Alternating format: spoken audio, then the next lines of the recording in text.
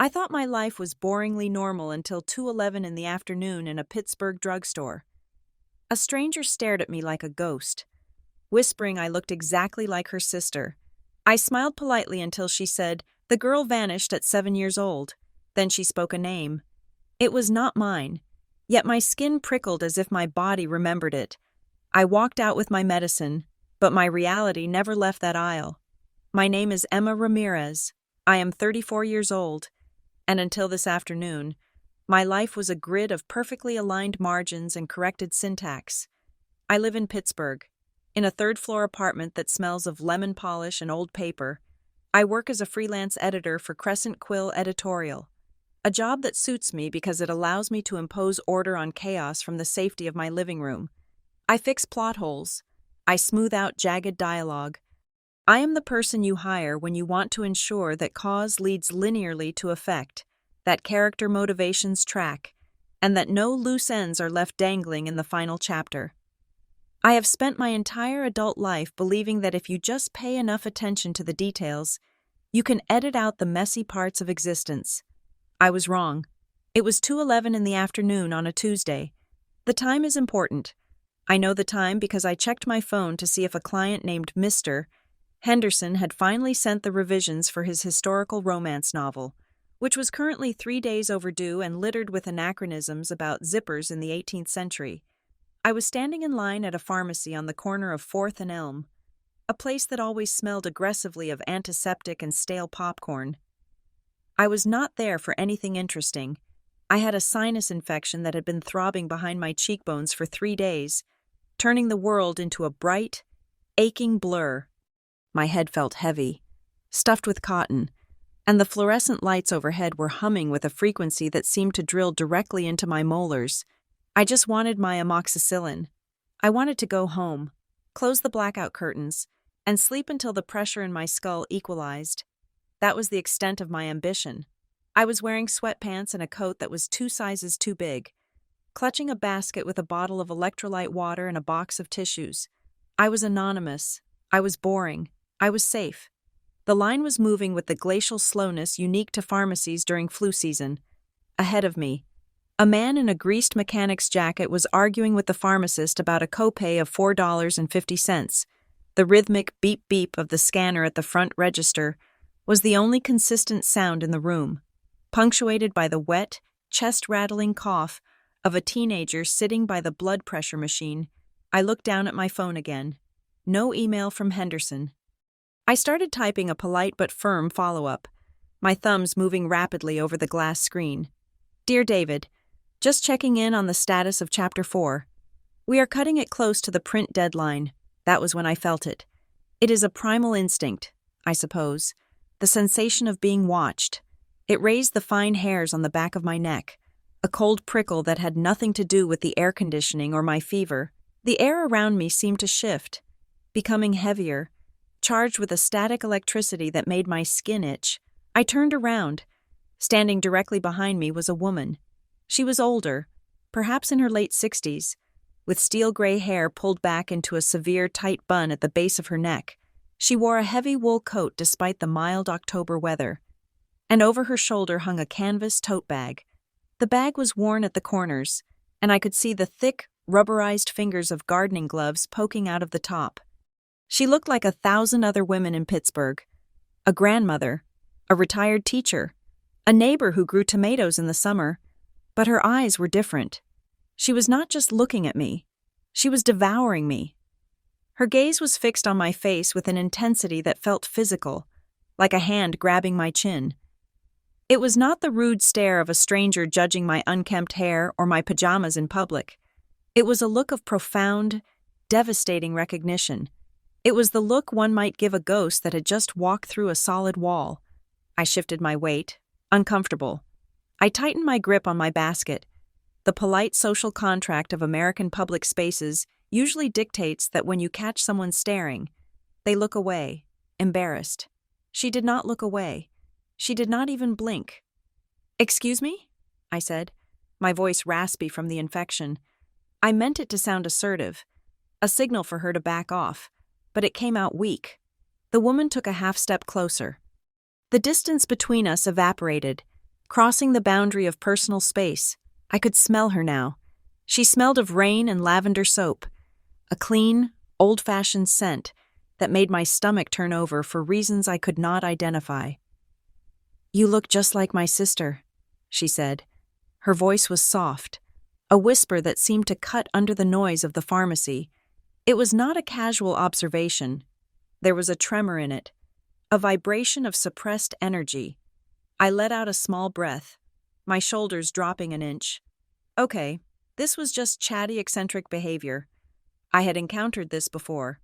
People seeing resemblances that were not there, projecting their memories onto the faces of strangers. I had a generic face, or so I had always been told. Brown eyes, dark hair, olive skin. I looked like a lot of people. I put on my customer service smile, the one I used for difficult authors who refused to cut their prologues. It was a shield, a way to deflect without engaging. "That is sweet," I said, turning back toward the counter, hoping to end the interaction. "I have one of those faces, I guess." "No," the woman said. The word was heavy, dropping like a stone between us. It was not argumentative, just factual. I paused, half turned away from her. The man at the counter was finally counting out crumpled dollar bills. 1, 2, 3. I felt the woman's hand hover near my arm, though she did not touch me. The heat radiating from her was palpable. She went missing when she was 7 years old. The air in the pharmacy seemed to vanish. The beeping of the scanner stopped. The coughing teenager fell silent. For a second, the only sound was the blood rushing in my own ears, a whooshing roar like the ocean. My smile faltered, then vanished. I turned back to her slowly.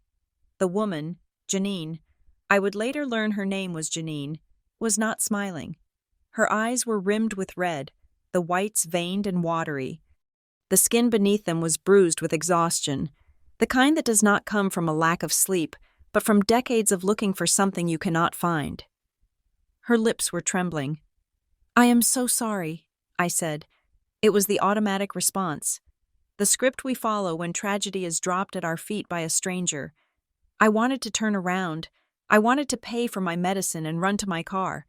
The intensity of her grief was too much, too raw for a Tuesday afternoon in a fluorescent-lit aisle.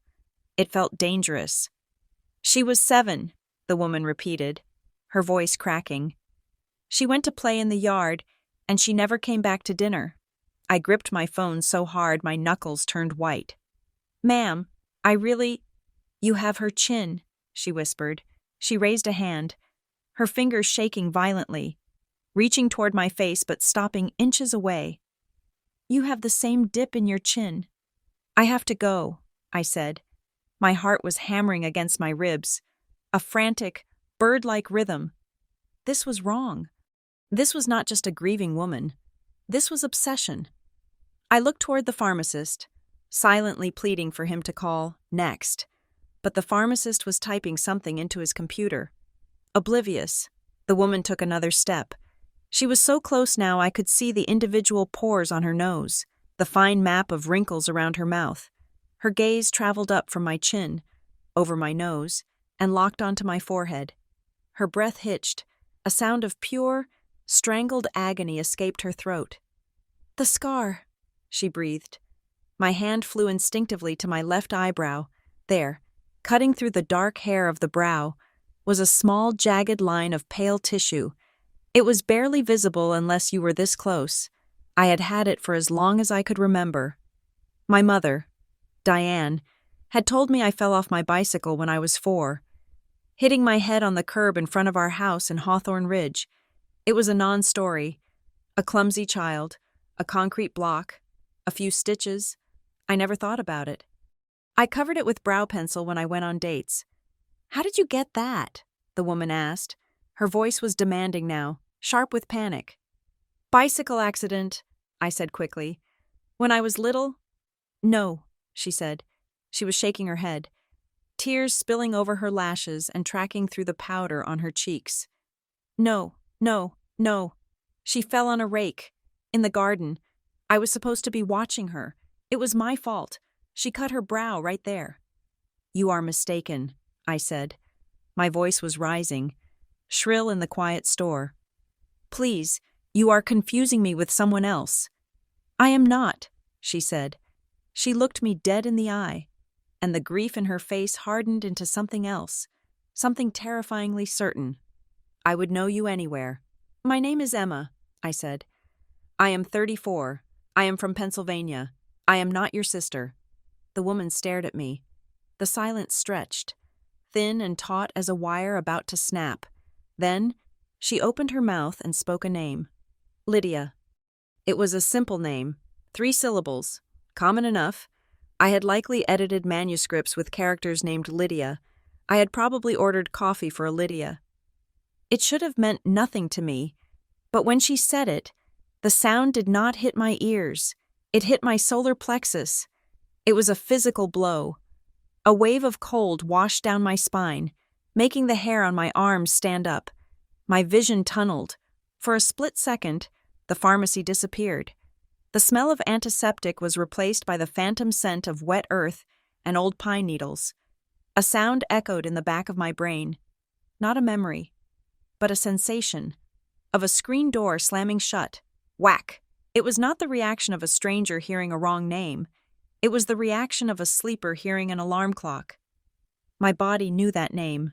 My skin knew that name. The marrow of my bones vibrated with it. I stumbled back, knocking into a display of protein bars. The cardboard stand wobbled, sending a few bars clattering to the linoleum floor. The noise was like a gunshot. "Stop it!" I gasped. I could not breathe. My chest felt constricted, as if a metal band had been tightened around my ribs. "Lydia," the woman said again, softer this time, like a prayer. "Lydia, it is me. It is Janine." "Next guest, please," the pharmacist called out, his voice booming and indifferent. The spell shattered. The world rushed back in. The lights, the noise, the staring mechanic. I looked at the woman, Janine, one last time. She looked broken, hopeful, terrified. She looked like she was waiting for me to hug her. I did not hug her. I ran. I threw a $20 bill on the counter, not waiting for the change, not waiting for the receipt. I grabbed the bag with my antibiotics and turned on my heel. "Wait," she called after me. "Please, wait." I did not wait. I pushed through the automatic doors, the blast of cool October air hitting my flushed face. I practically sprinted to my car, a sensible gray sedan parked in the second row. My hands were shaking so badly I dropped my keys on the asphalt. I scrambled to pick them up, scraping my knuckles, terrified that she would come out of the store, that she would touch me, that she would say that name again. I got into the car and locked the doors, all 4 of them. Click, click, click, click. I sat there for a long time, gripping the steering wheel, staring at the brick wall of the pharmacy. My heart was beating a frantic rhythm against my sternum. Lydia, Lydia, Lydia. I started the engine and drove. I do not remember the drive. I do not remember the traffic lights or the turns. I navigated by muscle memory, my brain offline, a white static filling my head where my thoughts should have been. When I finally walked into my apartment, I locked the deadbolt, then I fastened the chain. I dropped my purse on the floor and leaned back against the wood of the door, sliding down until I was sitting on the rug. The apartment was silent. The air filter hummed in the corner. My laptop was still open on the coffee table, the cursor blinking on Mr. Henderson's manuscript. Everything was exactly as I had left it 40 minutes ago. It was my life, my safe, ordered, edited life, but it felt like a stage set. It felt fake. I sat there for 20 minutes, listening to the silence. Then, slowly, I stood up. I walked into the bathroom and turned on the light. The vanity bulbs were bright, unforgiving. I leaned over the sink, staring at my reflection. Dark eyes, olive skin, the dip in the chin. I looked at the stranger in the glass. I looked at the eyes that I had looked into every morning for 34 years. They looked wide, frightened. They looked like the eyes of a child who is lost. Slowly, with a trembling finger, I reached up and brushed the hair away from my left eyebrow. I traced the scar, the jagged white line. the bicycle accident, the rake, the cold feeling was still there, in the pit of my stomach. The echo of the name, Lydia. "Who are you?" I whispered to the mirror. My reflection did not answer, but for the first time in my life, as I looked at the face I thought I knew, I realized something that made the blood drain from my extremities. I did not know who was looking back at me.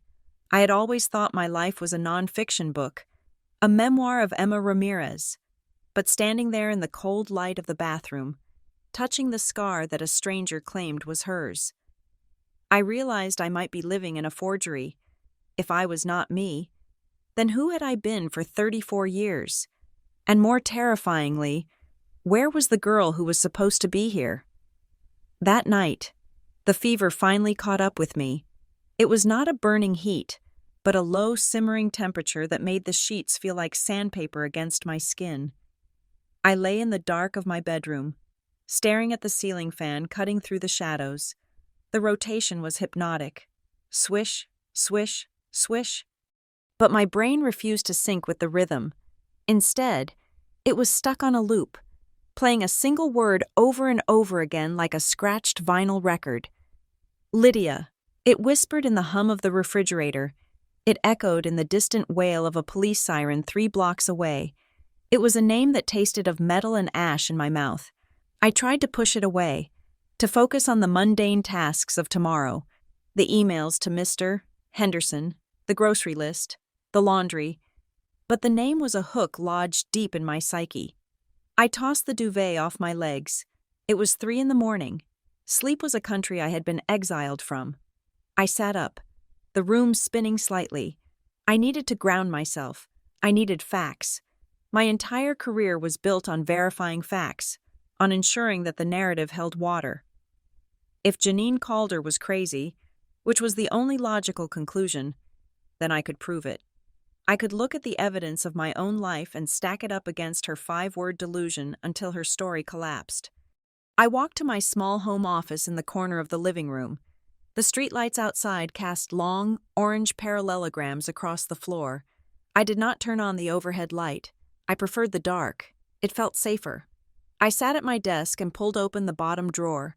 Inside was a hard drive, a sleek black brick labeled Backups 2010 to present, but buried deeper, under a stack of tax returns, was an older drive, a dusty silver unit that contained the digitized archives of the Whitmore family. My father, Graham, had spent a summer 10 years ago scanning every physical photo in the house. He was obsessed with preservation. I plugged it in. The drive whirred to life, a mechanical purr that sounded too loud in the silent apartment. The blue light blinked. I opened the folder labeled Emma. Childhood. The screen filled with thumbnails. I began to scroll up, moving backward in time. High school graduation, the awkward braces phase of middle school. The elementary school talent show where I froze on stage. The first day of kindergarten, wearing a backpack that was bigger than my torso. I kept scrolling. I wanted the beginning. I wanted the baby pictures. I wanted the undeniable proof of my infancy. The visual anchor that would tether me to Emma Ramirez and banish Lydia to the realm of fiction.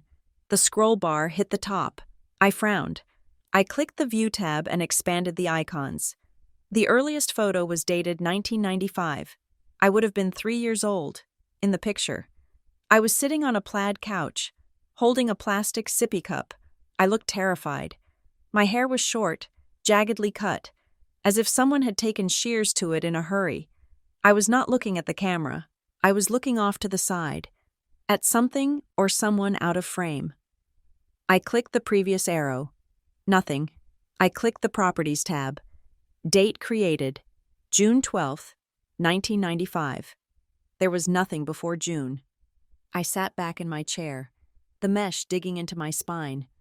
I knew the explanation. I had heard it 1,000 times growing up. It was part of the Whitmore family lore, recited whenever I asked why there were no pictures of me in a crib or taking my first steps. The fire, my mother would say, her voice dropping to a tragic hush. We lived in that drafty rental in Ohio before we bought the house in Hawthorne Ridge. Electrical short. We lost everything. Emma, every album, every document, We were lucky to get you out in your pajamas. It was a solid story. It was dramatic, plausible, and shut down any further questioning because it made me feel grateful just to be alive. I had accepted it as gospel. But now, staring at the glow of the monitor, the story felt thin. It felt like a plot device used to cover a hole in the manuscript. Why were there no digital backups? Why did no relatives have copies? Surely Grandma Whitmore would have had a wallet photo. Surely a neighbor took a snapshot at a block party. I closed the laptop, the sudden darkness blinding me for a moment. I needed physical proof. Digital files could be curated, but paper had a smell, a texture. I went to the filing cabinet in the closet. I kept my important documents in a fireproof accordion folder, a habit instilled by my parents. Ironically, I flipped past the lease agreements and the insurance policies until I found the envelope marked Vital Records. I pulled out my birth certificate. It was a standard Pennsylvania document. Emma Marie Whitmore, date of birth, May 14th, 1992. Parents, Graham Edward Whitmore, Diane Elaine Whitmore. I held it up to the light coming from the window. The paper was crisp. The blue border was sharp. I had used this to get my passport when I was 22. I had never questioned it, but now, looking at it with the eyes of an editor hunting for a forgery, something bothered me. The issue date at the bottom was not 1992. It was 1997. File date, August 20th, 1997. I was 5 years old when this paper was printed. Delayed registration. I thought, or a replacement copy after the fire. That made sense. If the original burned, they would have had to request a new one. But why 5 years later? The fire was supposed to be when I was 3. Why wait 2 years to get a birth certificate? How did they enroll me in preschool without it? My heart was beating a slow, heavy thud against my ribs. I looked at the phone on my desk. It was almost 4 in the morning. Too early to call. I waited. I sat in the chair for 3 hours, watching the sky turn from black to a bruised purple and then to a pale, sickly gray. I watched the dust motes dance in the first shaft of morning light. I did not move. I felt like if I moved, I would shatter into 1,000 pieces. At 7:15, I picked up the phone. I dialed the landline at the house in Hawthorne Ridge. My parents were early risers. Dad would be making coffee. Mom would be watching the morning news. The phone rang twice. Hello? It was my mother, Diane. Her voice was bright, chirpy, the auditory equivalent of a yellow kitchen. Emma? Honey? Is everything okay? You're calling early. Hi, Mom, I said. My voice sounded foreign to me, scratchy and detached. Yeah, everything is fine. Just woke up early and couldn't get back to sleep. Working too hard, she said immediately. I told you that freelance life keeps odd hours. Did you eat breakfast? Not yet, I said. I gripped the phone tighter. Mom, I was looking through some old files. For a project. Oh? What kind of project? A memoir piece, I lied. About early childhood memories, the psychology of what we remember versus what we are told. There was a slight pause on the line, a beat of silence that lasted half a second too long. That sounds heavy, she said. Her tone had shifted. The brightness dimmed. Why would you want to write about that? I was looking at the old photos, I said, pushing forward. The digital ones Dad scanned. Mom, why do we not have any pictures of the house in Ohio? The one that burned? Emma, you know why, she said. She let out a short, breathless laugh. It burned down. That is what fire does. Sweetie, it eats things. I know, I said. But the fire was when I was 3, right? Yes, 3.5. So where did we live before that? The silence returned. This time it was heavier. I could hear the background noise of the television in their living room, a weatherman predicting rain. We moved around, she said vaguely. Your father's job, remember? He was doing that contracting work. We were in Ohio, then a short stint in West Virginia, then back to Ohio. It was a chaotic time. Honestly, I try not to think about it. Those were hard years. Where in West Virginia? I asked. I did not know why I asked it. The state just popped into my head.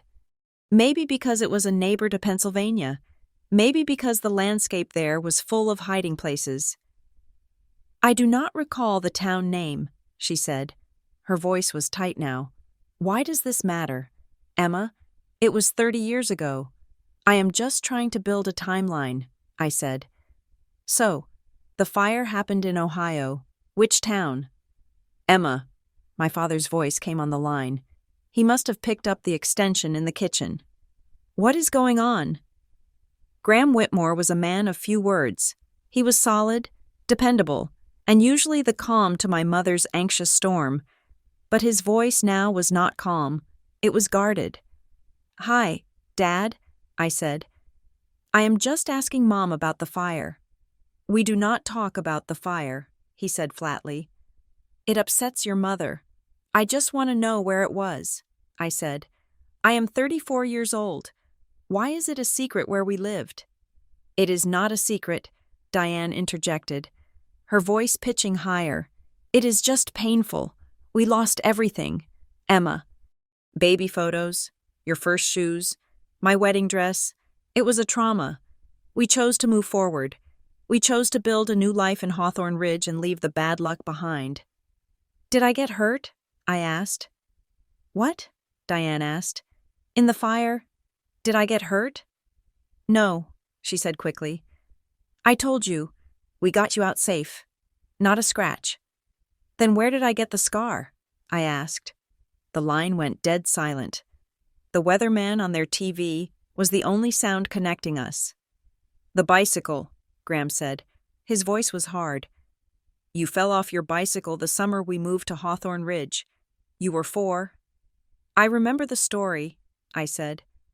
I am asking if you are sure. Of course I'm sure, Diane snapped. I was the one who held the ice pack to your head. Emma, are you feeling well? You sound feverish. I met a woman yesterday, I said. I had not planned to say it. The words just fell out of my mouth, tumbling over the cliff of my restraint. What woman? Graham asked. The sharpness in his tone could have cut glass. Just a woman in a store, I said, pulling back. She thought I looked like someone else. People are crazy, Diane said. I could hear the relief washing over her, but it sounded brittle. You know how the city is. Ignore them. Listen, honey, we have to get to the store. Dad needs looking after with his hip. Let's talk later, okay? Put those old files away. Focus on the present. Okay, I said. Love you. Love you too, she said. Click. I lowered the phone. My hand was shaking. They had hung up too fast. They had not asked what the woman said. They had not asked who she thought I looked like. They just wanted to end the conversation. I walked to the bathroom mirror again. The morning light was harsh, revealing the dark circles under my eyes. I leaned in close, lifting my bangs. The scar, bicycle, curb, 4 years old.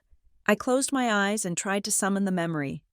I tried to feel the handlebars in my hands, the scrape of the pavement, the pain of impact.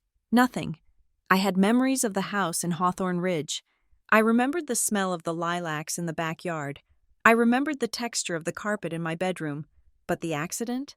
It was a blank space. I knew it happened because I had the scar, and I had the story.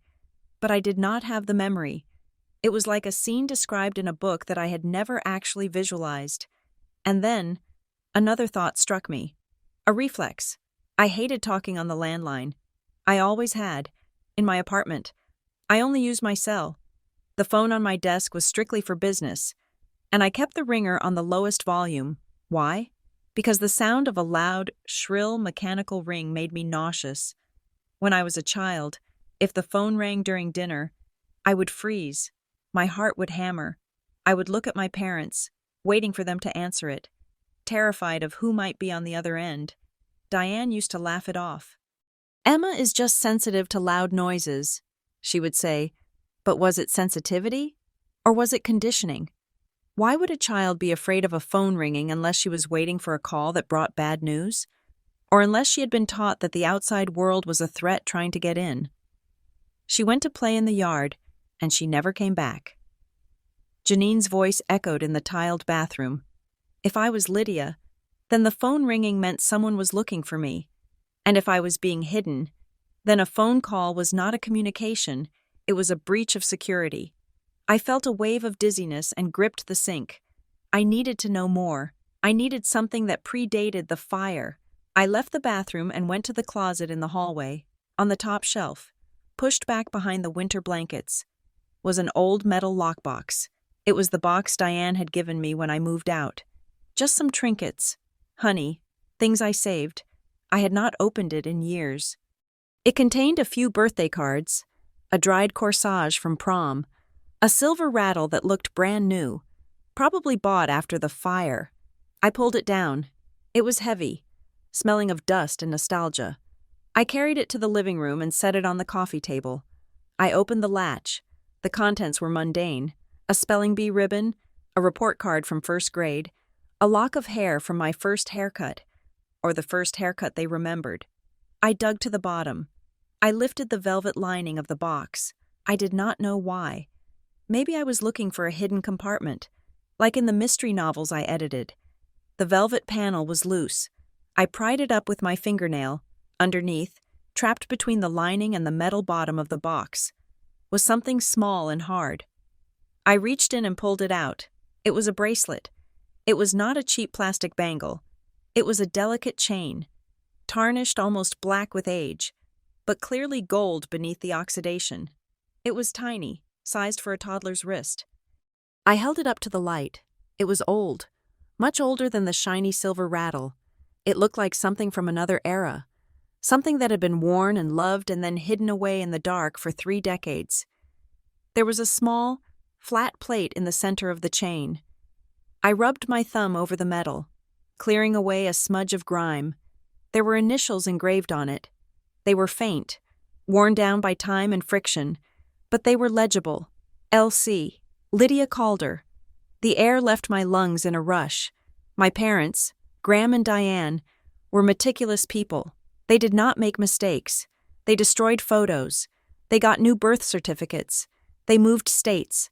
They curated a perfect, seamless narrative of a family rising from the ashes of a tragedy. But someone, maybe my mother, in a moment of sentimental weakness, or maybe my father, in a moment of carelessness, had kept this. They had missed one thing. I sat on the floor of my living room, the morning sun illuminating the dust floating in the air, holding the evidence of my own erasure in the palm of my hand. The bracelet was cold against my skin, but it burned. I was not Emma Ramirez. I was not the girl who fell off a bicycle.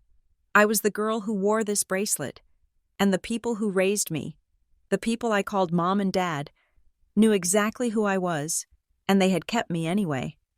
The Juniper House Cafe smelled of cinnamon and old, damp wood. It was a smell that was supposed to be comforting, a scent of holidays and home, but to me, it smelled like suffocation. I sat at a small table in the back corner, as far away from the door as possible, my hands wrapped around a ceramic mug of black coffee that I had not taken a sip of. The heat from the mug had long since dissipated, leaving the ceramic cold and clammy against my palms. I had arrived 20 minutes early. I needed to secure the perimeter. I needed to see who walked in, to check the exits, to make sure this wasn't an ambush. My friend Kara had offered to come with me, to sit at a nearby table and act as a buffer. But I had refused. This felt like a surgery I had to perform on myself. Having an audience, even a supportive one, would only make the incision messier. The bell above the door chimed, a soft, brassy sound that cut through the low murmur of jazz playing over the speakers. Janine Calder walked in. She was wearing the green coat she had promised, a heavy wool trench that looked like it had seen better decades. She carried a canvas tote bag gripped tight in her right hand, her knuckles white against the handle. She scanned the room, her eyes darting frantically from face to face. When her gaze landed on me, she stopped. Her shoulders dropped 2 inches. The tension that had been holding her upright seemed to snap, replaced by a profound, exhausting relief. She did not smile. She did not wave. She walked toward me with a slow, deliberate gait, as if she were approaching a wild animal that might bolt if she moved too fast. I stood up. It felt like the polite thing to do, though my legs felt like water. "Hello, Emma," she said. Her voice was steady, but there was a tremor in her lower lip that betrayed her. "Janine," I said. We stood there for a moment, an awkward silence stretching between us.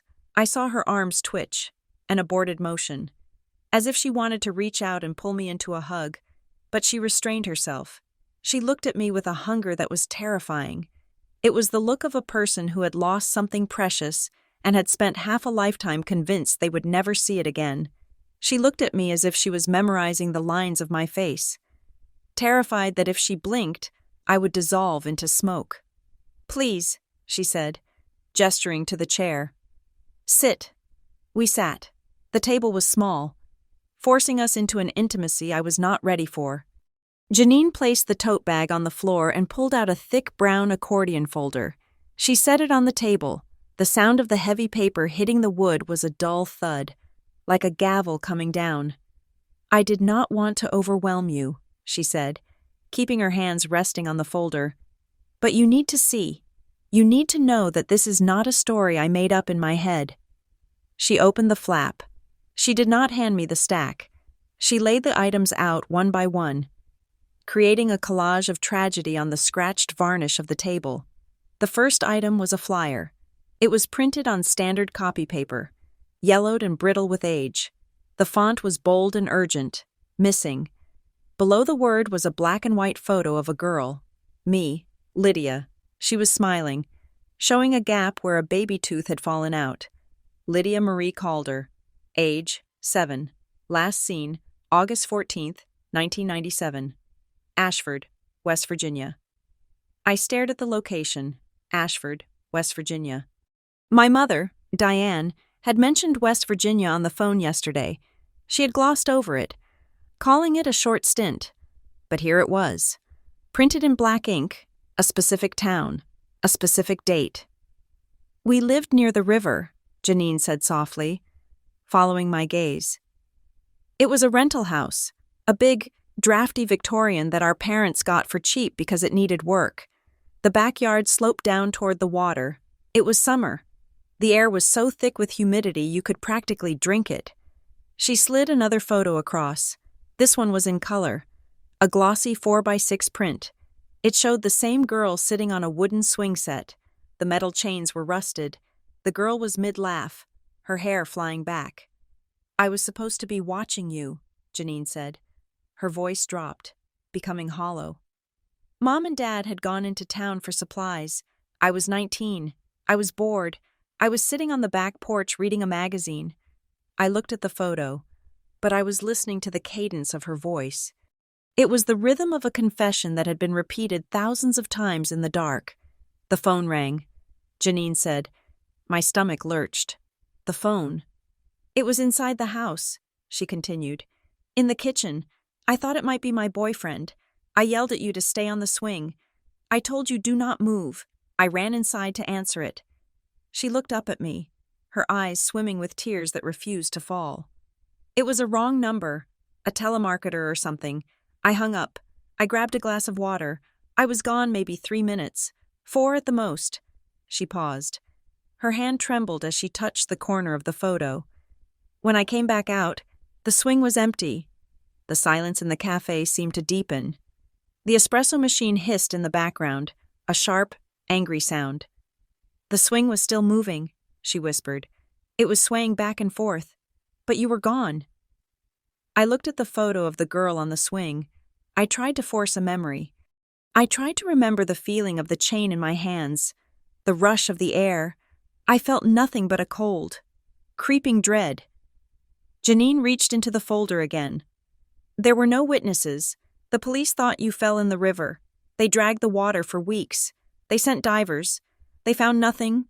No shoes, no clothes, nothing." She pulled out a newspaper clipping. The headline read, "Search for Calder Girl Entering Second Week."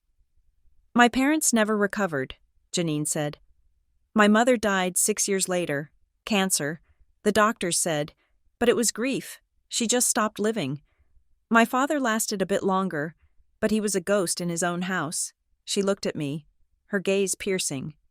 I was the only one who kept looking. I knew you were not in the river. You were afraid of the water. You never went near the edge unless someone was holding your hand.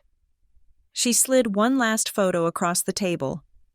It was the one Kara and I had seen online, the girl with the gray fox. Seeing it on a screen was one thing. Seeing the physical object was different. The colors were more vibrant. The texture of the girl's sweater looked soft enough to touch. And the fox. I stared at the stuffed animal. A wave of sensory information crashed into me. I could feel the weight of it in my arms. I could feel the hard plastic of the nose against my cheek. And suddenly, I could taste something. Apples. I could taste the tart, crisp flavor of a green apple. Lydia was particular, Janine said, a small, sad smile touching her lips. She had these quirks. She had to have her sandwiches cut into triangles, and she hated apple skins. My head snapped up. What? I asked. My voice was barely a whisper. Apple skins, Janine repeated. If you gave her an apple with the skin on, she would throw a fit. She said it felt like paper in her mouth. I used to have to sit there and peel them for her until they were perfectly white spheres, not a speck of red or green left. I looked down at my hands. They were shaking so hard I had to clasp them together to stop them. I had not eaten an apple with the skin on since I was old enough to hold a knife. My mother, Diane, used to tease me about it. You are so wasteful. Emma, the skin is where the vitamins are. But I couldn't do it. The texture of the skin against my teeth made my skin crawl. It was a visceral revulsion I had never understood. I just thought I was fussy. I peel my apples, I said. The words felt like stones dropping from my mouth. I always have. Janine let out a breath, a sound that was half sob, half laugh. I know. She reached into the tote bag one last time. She pulled out a small, rectangular box. It was wrapped in plastic. A commercial DNA test kit. She placed it on the table, right on top of the missing poster. I am not trying to destroy your life, Emma, she said. I know you have a name, you have a job, you have people who raised you.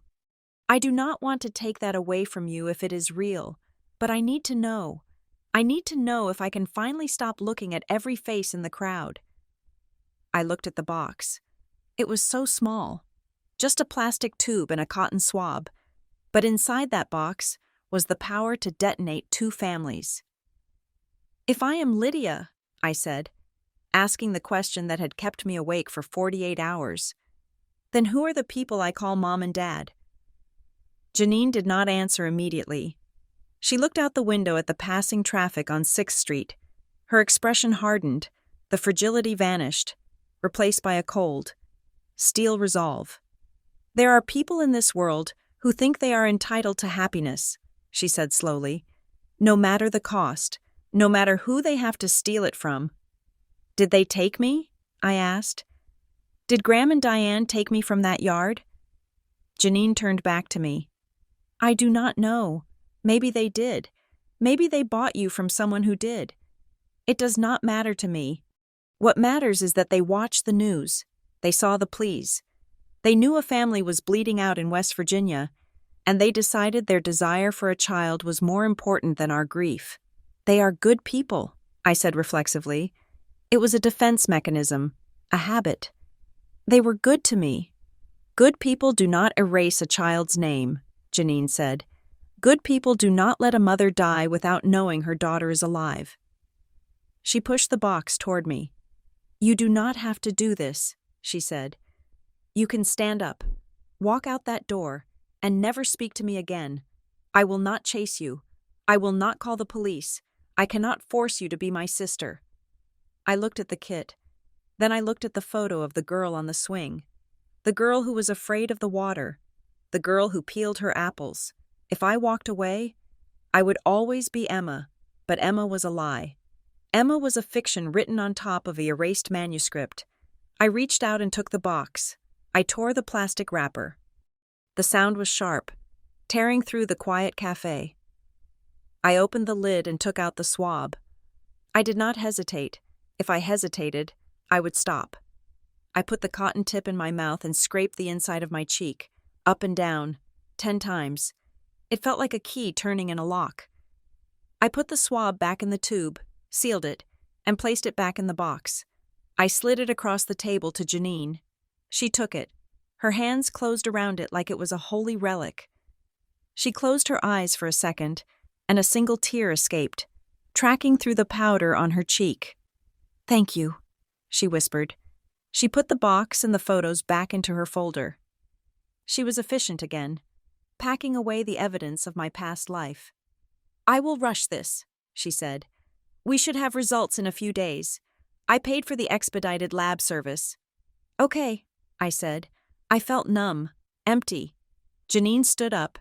She slung the tote bag over her shoulder. She looked at me one last time, and for a moment, I saw the 19-year-old girl who had turned her back for 3 minutes. I saw the guilt that had eaten her alive for 27 years. "There is one more thing," she said. She leaned in closer, lowering her voice. "You asked about the people who raised you. You asked if they took you." I nodded. "I cannot prove who took you from the yard," Janine said, "but I can tell you this. About 3 years after you disappeared, I was at a grocery store in Ohio. I was putting up flyers. I went into the next town over, just driving aimlessly." She paused, her eyes darkening. "I saw a woman in the parking lot. She was loading bags into a car. She had a little girl in the back seat.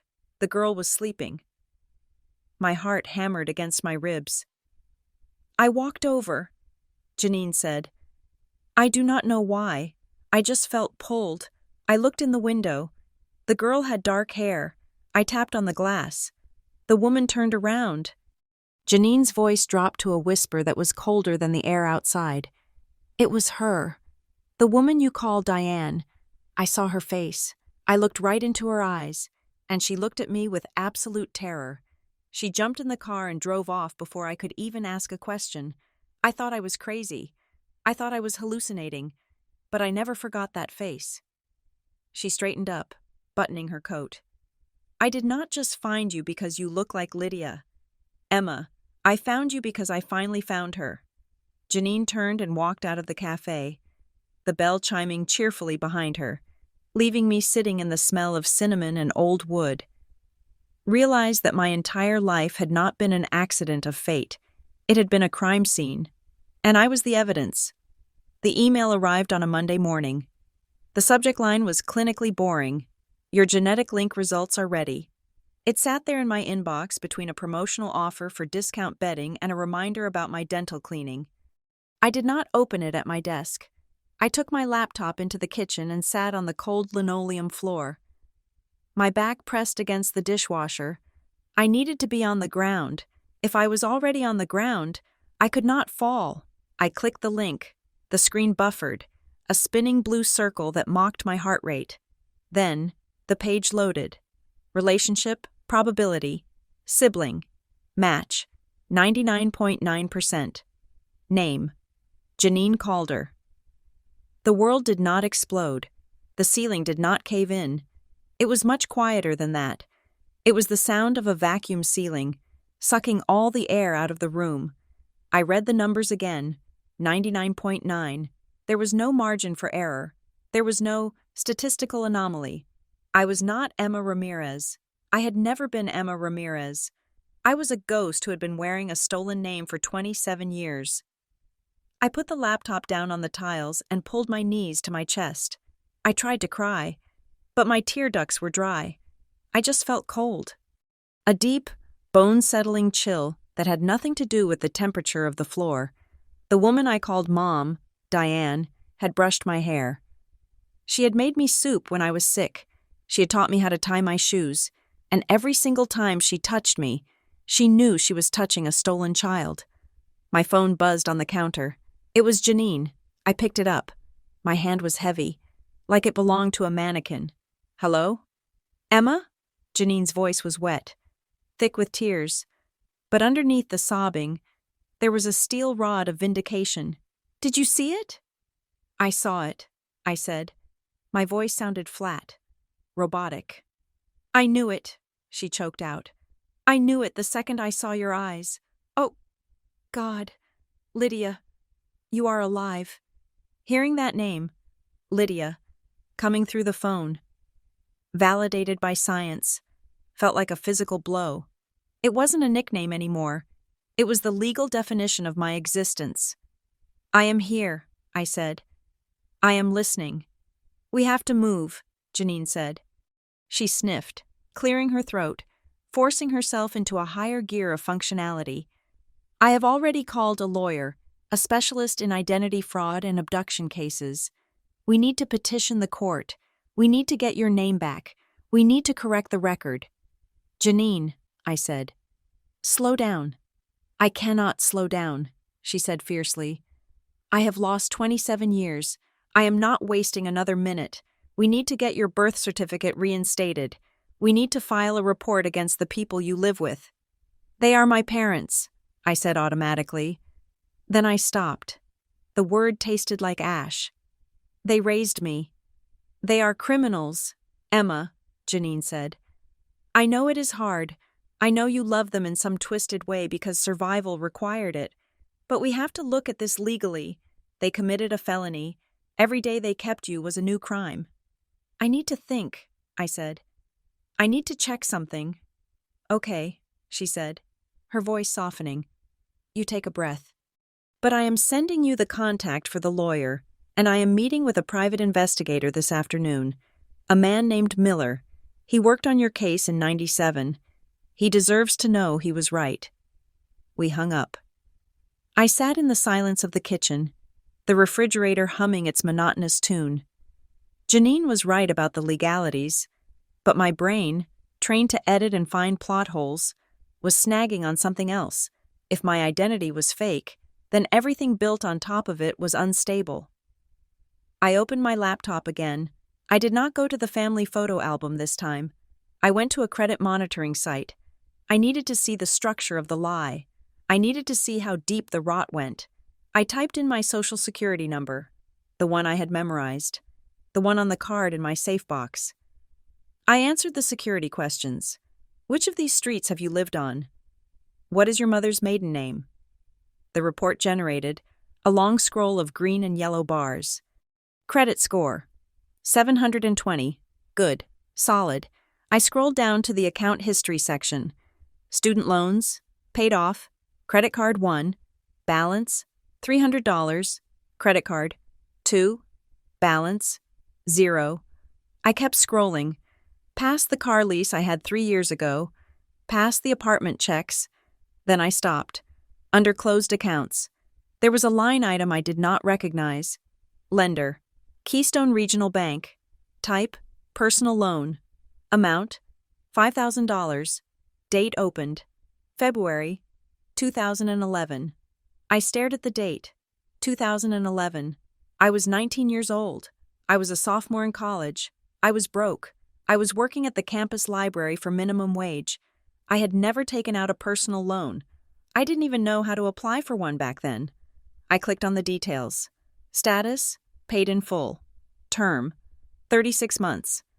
Who takes out a $5,000 loan in the name of a 19-year-old and pays it back? I grabbed my phone and dialed the customer service number for Keystone Regional Bank. I navigated the automated hell of the menu system, pressing 0 until a human voice answered. Keystone Regional, this is Sarah. How can I help you? Hi, I said, trying to keep my voice from shaking. I am looking at my credit report, and I see a loan I do not recognize. I need to verify the details. I can help with that, Sarah said cheerfully. Can I have your name and social? I gave her the information that belonged to a girl who didn't exist. Okay, Ms. Ramirez, I see the account here. It was closed in 2014. Can you tell me where the statements were mailed? I asked. I was moving around a lot in college. I just want to make sure it wasn't fraud. One moment, she said. I heard the clicking of a keyboard. Okay, the address on file for the duration of the loan was 24 Maple Drive, Hawthorne Ridge, Pennsylvania. The phone felt slippery in my hand. 24 Maple Drive, my parents' house, Graham and Diane's house. And, I swallowed hard. Was there a cosigner? Yes, Sarah said. Cosigner listed as Graham Whitmore. Thank you, I whispered. That is all I needed. I hung up. I felt a wave of nausea so strong I had to put my head between my knees. It wasn't just that they had taken me. It wasn't just that they had lied about my origins. They had used me. I called Kara. She answered on the first ring. Tell me, she said. It is a match, I said. 99%. I knew it, Kara said. I am coming over. Wait, I said. There is more. I just checked my credit report. When I was 19, someone took out a $5,000 loan in my name. The statements went to Graham and Diane's house. Graham co-signed it. There was a silence on the other end, a dangerous, crackling silence. They did what? Kara's voice was low, vibrating with rage. They took out a loan, using my name. Emma, Kara said, and I could hear her pacing. That is not just bad parenting, that is financial predation. They stole you, and then they used your stolen identity as a line of credit? Who does that? That is sociopathic. Maybe they needed it, I said weakly, playing devil's advocate one last time. Dad's business was struggling back then. Stop it, Kara snapped. Stop defending them. They did not just want a daughter. Emma, if they just wanted a daughter, they would have treated you like a princess. They used you like a wallet. They leveraged a fake identity to get cash. That implies a level of calculation that makes me want to vomit. I know, I said. I know. You need to check everything, Kara said. If they did that, what else is fake? Check your social security number. Check the timeline. I hung up and went back to the laptop. I typed my social security number into a search tool for SSN verification, not to check the credit, but to check the issuance data. Before 2011, social security numbers were not random. The first 3 digits were geographic. The middle 2 were determined by the time of issuance. I looked at my number. The first 3 digits were for Pennsylvania. That matched. But the middle 2 digits, I cross-referenced them with the Social Security Administration's issuance tables for the 1990s. My number, the one assigned to Emma Ramirez, was in a block of numbers issued in 1998. My birth certificate said I was born in 1992. If I was born in 92, my parents would have applied for a number then, or maybe a few months late, but not 6 years late, a 6-year gap, 1998. That was 1 year after Lydia Calder went missing. 1 year after Janine saw Diane in the parking lot. They didn't just get a fake birth certificate, they had built an entire legal persona from scratch, waiting until the heat died down to apply for the number so it wouldn't be flagged. They had kept me off the grid for a year, probably homeschooling me, hiding me, until they felt safe enough to paper over the cracks. The fire wasn't just an excuse for missing photos, it was the reset button. It was the event they used to explain why a 5-year-old girl suddenly appeared with no paper trail. Oh, all her documents burned. We have to start over. It was brilliant. It was evil. My phone pinged with a text from Janine. I just spoke to Detective Miller. He is retired, but he remembers the case. He remembers your mother's face, too. From a witness sketch that never went anywhere. He wants to meet us. He says if we have the DNA and the financial trail, we can bury them. I looked at the text. Bury them. I looked around my apartment. The safe, quiet life I had built. It felt like a stage set that was being struck after the final curtain. I looked at the picture of Graham and Diane on my bookshelf, smiling at my college graduation. Graham had his arm around me, the same hand that signed the loan paperwork to steal $5,000 from his daughter.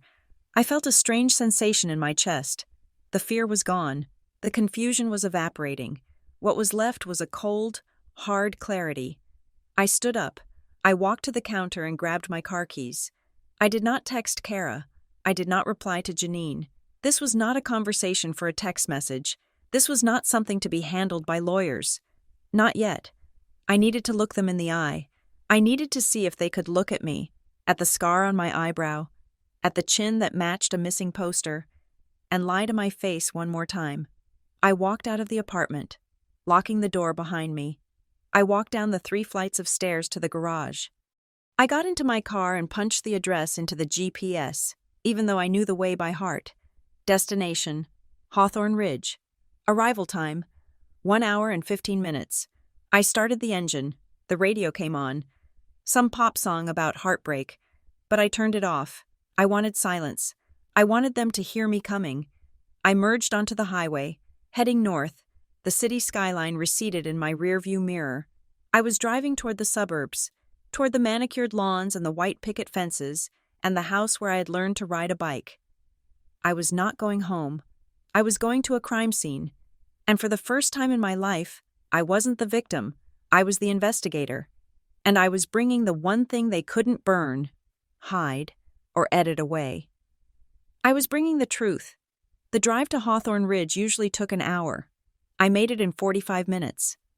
My hands were gripping the steering wheel so tightly that my fingers had gone numb, locked in a claw-like grip that I had to pry open when I finally put the car in park. The house looked exactly the same. That was the most offensive part of it all. It was a colonial-style 2-story with white siding and black shutters. The hydrangeas Diane was so proud of were beginning to brown with the autumn chill. The porch swing, not the one from the photo, but a newer, safer one, creaked gently in the wind. It was the picture of suburban innocence. It was a lie built on a foundation of drywall and deceit. I did not knock. I still had my key on the ring, right next to the pepper spray Kara had forced me to buy 3 years ago. I unlocked the front door and pushed it open. "Mom? Dad?" I called out. My voice did not sound like my own. It sounded like a stranger's voice, cold and detached, bouncing off the familiar hallway walls. Diane appeared from the kitchen instantly, wiping her hands on a dish towel. She was wearing a floral apron over her sweater. Her face lit up with a reflexive smile, the kind she wore for neighbors and church deacons. "Emma!" she exclaimed, taking a step forward. "Honey, I was not expecting you until—" Then she saw my face. She saw the set of my jaw. She saw the lack of a greeting in my eyes, and she saw the manila envelope in my hand. The smile did not just fade. It evaporated. Her face went slack, the muscles losing their tension, leaving her looking suddenly old and gray. "Come in," she whispered. She did not ask what was wrong. She knew. I followed her into the living room. Graham was already there. He was sitting in his favorite leather armchair, the one he sat in to watch football on Sundays. He was not watching TV. The screen was black. He was staring at his hands, which were clasped tightly in his lap. He looked up when I entered, but he could not hold my gaze. He looked at my shoes, then at the rug, then at the wall. He looked like a man waiting for the executioner. I did not sit down. I walked to the coffee table and cleared away a stack of Better Homes and Gardens magazines with a sweep of my arm. They slid onto the floor with a chaotic rustle. I placed the envelope on the empty table. "Open it," I said.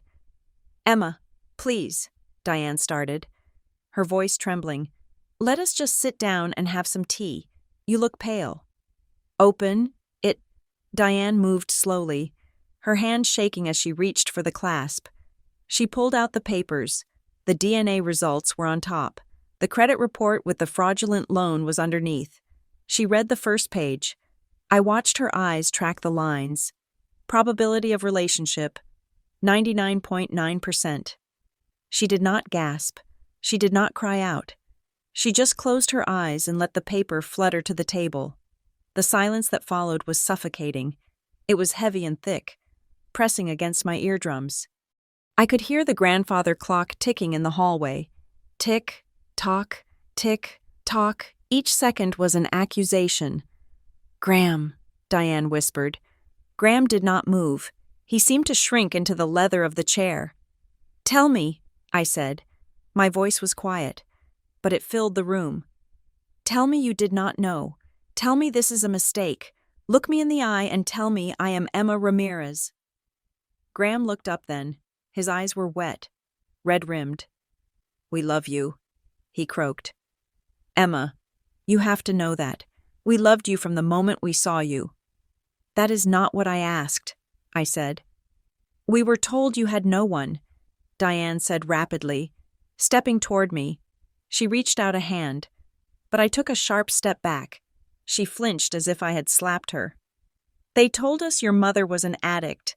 They told us she left you in a shelter in West Virginia and vanished. They said you were going to be put into the system. They said no one wanted you. Who is they? I demanded. A woman, Diane said. A facilitator. We were having trouble conceiving. You know that. We tried for 10 years. The agencies kept turning us down because of Graham's income at the time. We were desperate. So you bought a child, I said. We paid a fee, Diane cried, her voice rising to a shriek. It was for processing, for medical bills. It was an adoption fee. It was a price tag, I said. And you didn't adopt me. You erased me. I pointed to the credit report on the table. And then, when the child you bought grew up, you decided to get a return on your investment. You took out a loan in my name? In the name of a girl who doesn't legally exist? Graham made a noise in his throat.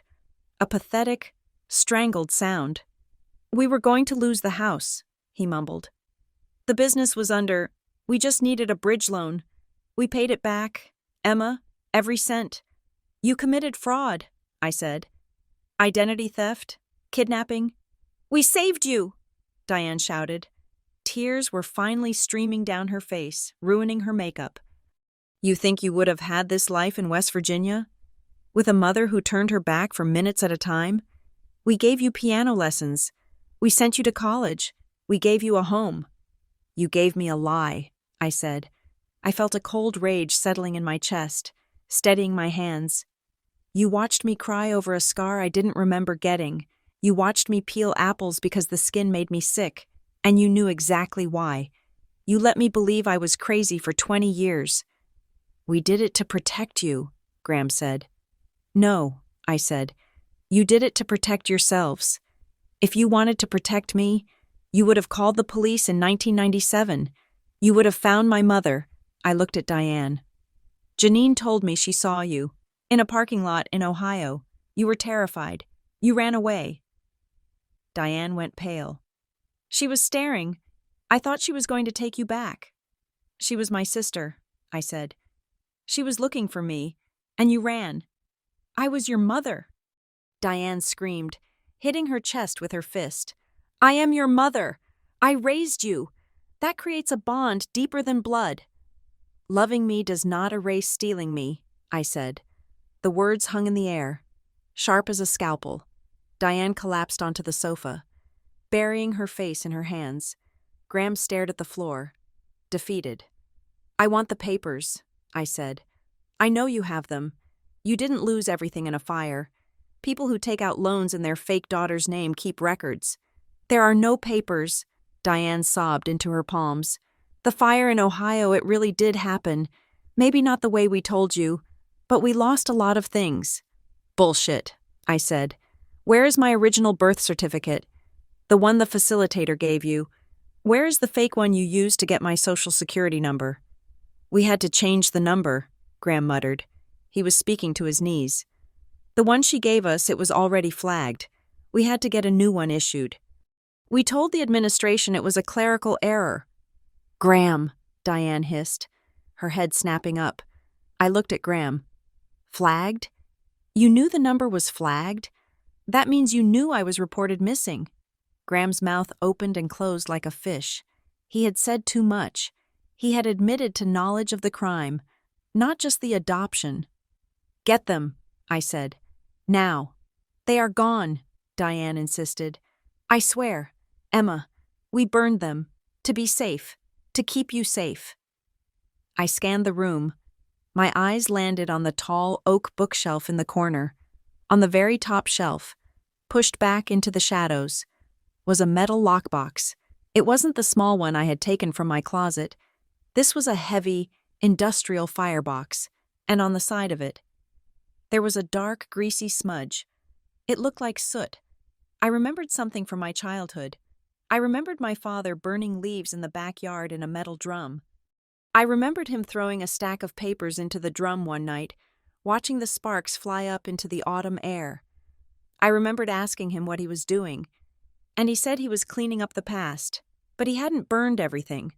Graham was a hoarder of data. He backed up photos. He kept tax returns from 1985. He wouldn't destroy the only leverage he had. "It is in that box, isn't it?" I said, pointing to the shelf. Diane followed my finger. Her eyes went wide. "No, that is just deeds. Insurance." I walked toward the shelf. "Emma, stop!" Diane yelled, scrambling off the sofa. She lunged for my arm, grabbing my wrist. Her grip was surprisingly strong. "You do not want to see what is in there. It will only hurt you." "Let go of me," I said, wrenching my arm away. "Please," she begged. "If you open that, there is no going back. We can fix this. We can explain." "You have had 30 years to explain," I said. I reached for the box. Ding dong. The doorbell rang. The sound froze everyone in the room. It was a cheerful, two-tone chime that belonged in a sitcom, not a hostage negotiation. Diane froze. She looked at the door, then back at me, panic flaring in her eyes. She wasn't expecting anyone. "Who is that?" I asked. "Nobody," Diane whispered. "Do not answer it." Ding dong. "Graham," a voice called from outside. It was a male voice, deep and smooth. "I saw the car in the driveway. I know you are in there." Graham's face drained of the little color it had left. He looked at Diane. "You called him?" I panicked, Diane stammered. "When Emma called yesterday when she asked about the loan, I got scared. I called him just to ask what to do." "Who?" I asked. Graham stood up. He looked defeated. He walked to the door and opened it. A man stepped into the hallway. He was in his 60s, tanned, with silver hair swept back in an expensive cut. He was wearing a camel hair coat and a silk scarf. He looked like a country club president or a high-end real estate agent. He carried himself with an air of absolute authority. I recognized him vaguely. He had been at a few family barbecues when I was a child. Uncle Miles, they had called him, though he wasn't related. He was the one who helped Dad with his business contracts. "Miles," Graham said, "this is a bad time." "It seems like exactly the right time," the man said. He stepped past Graham, his polished loafers clicking on the hardwood floor. He walked into the living room and looked at the scene, the scattered magazines, the DNA report on the table, Diane weeping on the sofa. Then he looked at me. He didn't look surprised. He didn't look confused. He looked at me with a calm, appraising stare, like he was inspecting a piece of property that had appreciated in value. "Hello, Miles," I said, my voice icy. "I suppose you are the family lawyer?" He smiled. It wasn't a nice smile. It was the smile of a shark that had just smelled blood in the water. "I have represented the Whitmore interests for a long time," he said smoothly. He took a step closer to me. He looked at my face, studying the chin, the eyes, the scar on my brow. "You have grown up well," he said. "Better than we expected, given the start you had." "Who are you?" I asked. "Really?" He chuckled softly. "I am the man who cleans up the messes. Emma." Then he paused, tilting his head. "Or should I say Lydia?" The name hung in the air between us. He didn't say it like a question. He said it like a fact he had known for decades. I looked from Miles to Graham to Diane. Diane wasn't looking at me. She was looking at Miles with a mixture of relief and terror. Graham was staring at the floor. This wasn't just a desperate couple who made a bad choice. A desperate couple doesn't have a cleaner on speed dial who knows the name of the child they stole 27 years ago. "You knew," I said to Miles. "You knew the whole time." "I arranged the paperwork," Miles said, checking his watch as if he had a tea time to catch. "The birth certificate, the social security transfer, the name change. It was good work, if I do say so myself. It held up for 3 decades. "Why?" I asked. "Because everyone has a price, Lydia," he said. "And your parents, well, let us just say they were willing to pay yours." He looked at the metal box on the shelf, then back at me. "Now," he said, his voice dropping an octave, becoming hard and professional. "I think we should all sit down, Because if you think this story ends with you walking out of here with that box, you are very much mistaken. There are other people involved. People who would be very unhappy if their investment went public. I stood my ground, my heart hammering against my ribs like a trapped bird. I realized then that I wasn't just fighting for my past. I was standing in the center of a conspiracy that was much larger and much darker than a simple stolen baby. I am not sitting down, I said, and I am not Emma anymore. I looked at Diane. You didn't just buy a baby, I whispered. You joined a ring, Diane sobbed, a wretched sound, but she didn't deny it. I walked out of the house in Hawthorne Ridge without looking back. I did not slam the door. I did not scream at the windows. I simply walked to my car, got in, and drove away. The rearview mirror showed Miles Rourke standing on the porch, watching me, his hand resting possessively on the railing of the house he had helped build with stolen money. I was done being the victim. I was done being the confused daughter. I was an editor. My entire professional life was built on spotting inconsistencies, correcting errors, and restructuring narratives until they made sense. Graham, Diane, and Miles had written a sloppy story. They had left plot holes. And I was going to dismantle it, line by line. I drove straight to the office of Janine's lawyer, a sharp-featured man named Arthur Vance. Janine was there, sitting in a leather chair, looking like she had aged 10 years since the cafe. But her eyes were dry. Next to her was Detective Miller, the retired investigator. He was a man made of rough edges and cigarette smoke, with a face that looked like a crumpled road map. They admitted it, I said, throwing my keys on the conference table. Not in so many words, but they admitted the purchase, and Miles Rourke is involved. He was there. Miller let out a grunt. Rourke, I should have known. That slippery bastard has been operating in the gray zones of family law for 40 years. We need to file, Janine said, her voice tight. We need to get an emergency injunction. No, I said. The room went silent. Janine looked at me, hurt flashing in her eyes. If we file now, I said, keeping my voice steady, Miles will bury the paper trail. He told me to my face that he cleans up messes. If we signal our move, the evidence will vanish. We do not just want my name back. Janine, we want the network. I turned to Vance. I want to see the file, everything you have gathered so far. For the next 3 days, my apartment became a war room. Kara took time off work, claiming a family emergency, which was technically true. She bought a whiteboard and set it up in my living room. We were not looking for memories anymore. We were looking for data. Timeline, Kara said, holding a black marker. Let us map the fiction against the reality. We drew a line down the center of the board. On the left, Lydia Calder. On the right, Emma Ramirez. August 1997, Kara wrote. Lydia vanishes. January 1998, I said, consulting the credit report and the Social Security data I had pulled. Emma Ramirez gets a Social Security number. That is a 5-month gap, Miller said, sitting at my kitchen table with a stack of files. Where were you for 5 months? Hidden, I said. Probably in that rental house in Ohio they talked about, the one that conveniently burned down. I picked up the digital scans of the documents Graham had saved on the hard drive. I had copied everything before I returned the drive to the drawer weeks ago. I projected the images onto my television screen. Look at this, I said, pointing to the scanned copy of my replacement birth certificate. And look at this deed of sale for the house in Hawthorne Ridge. I zoomed in. I edit manuscripts for a living, I said. I look at handwriting patterns. Look at the witness signature on the deed. It is illegible. Just a scrawl. But look at the hook on the letter S. I switched to the affidavit of name change that Miles had filed years ago, the one that legally solidified me as Emma. The notary stamp belongs to a woman named Linda Krell, I said. But the signature is not Linda's. I looked up her actual signature on other public records.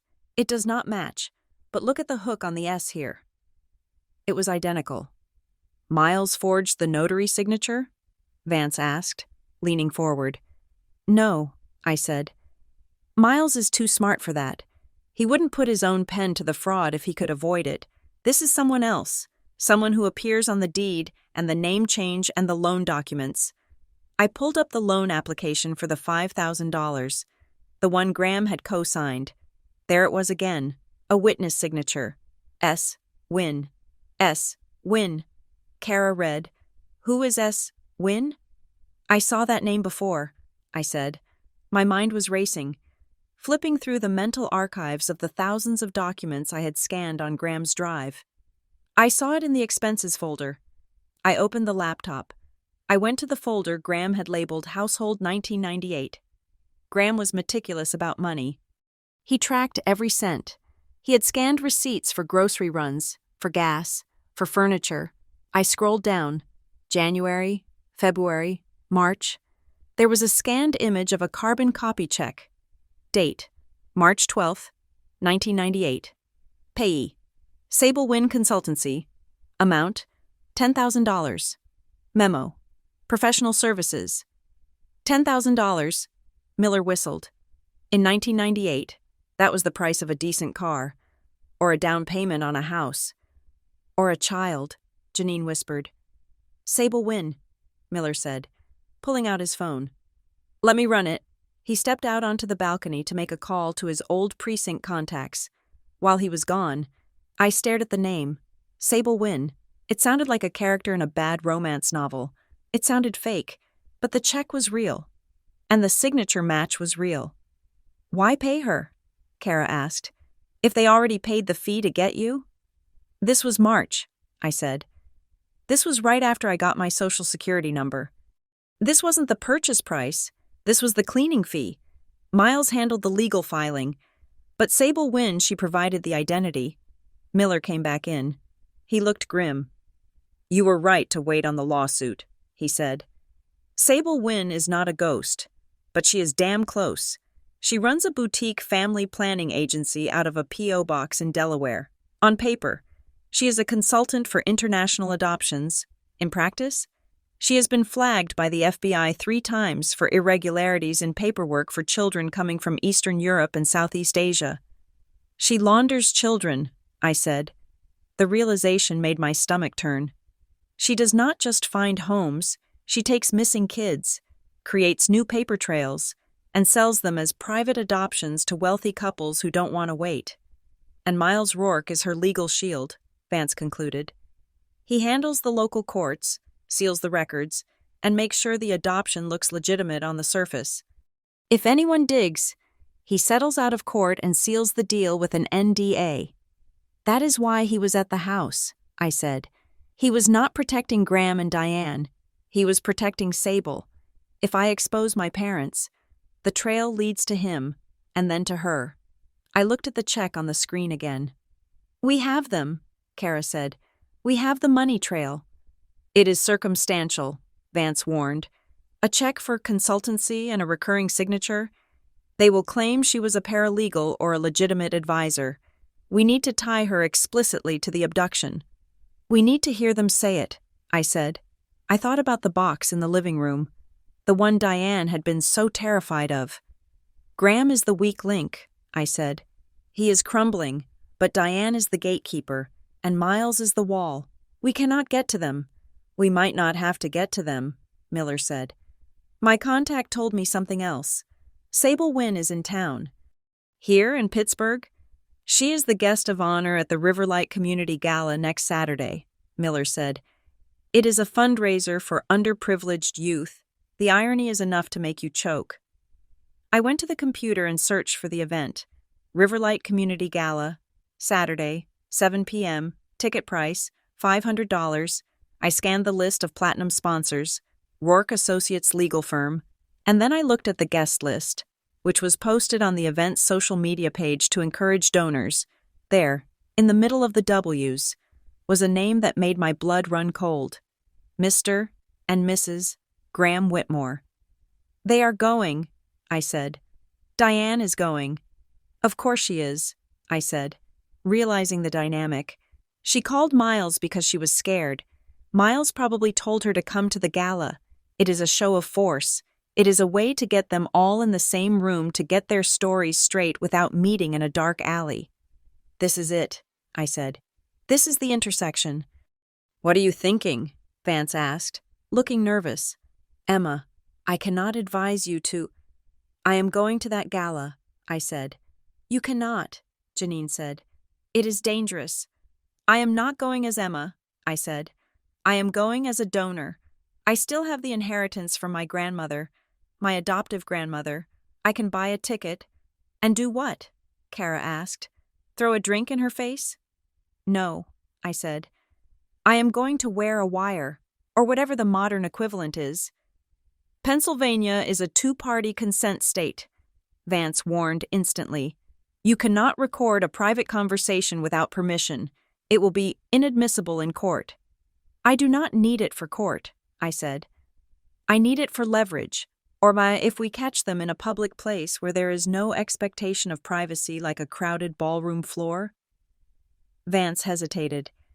If the conversation happens in a public setting where others can overhear, the expectation of privacy is lowered. It is a gray area. I live in the gray area, I said. Miles taught me that. I turned to Miller. Can you rig me up?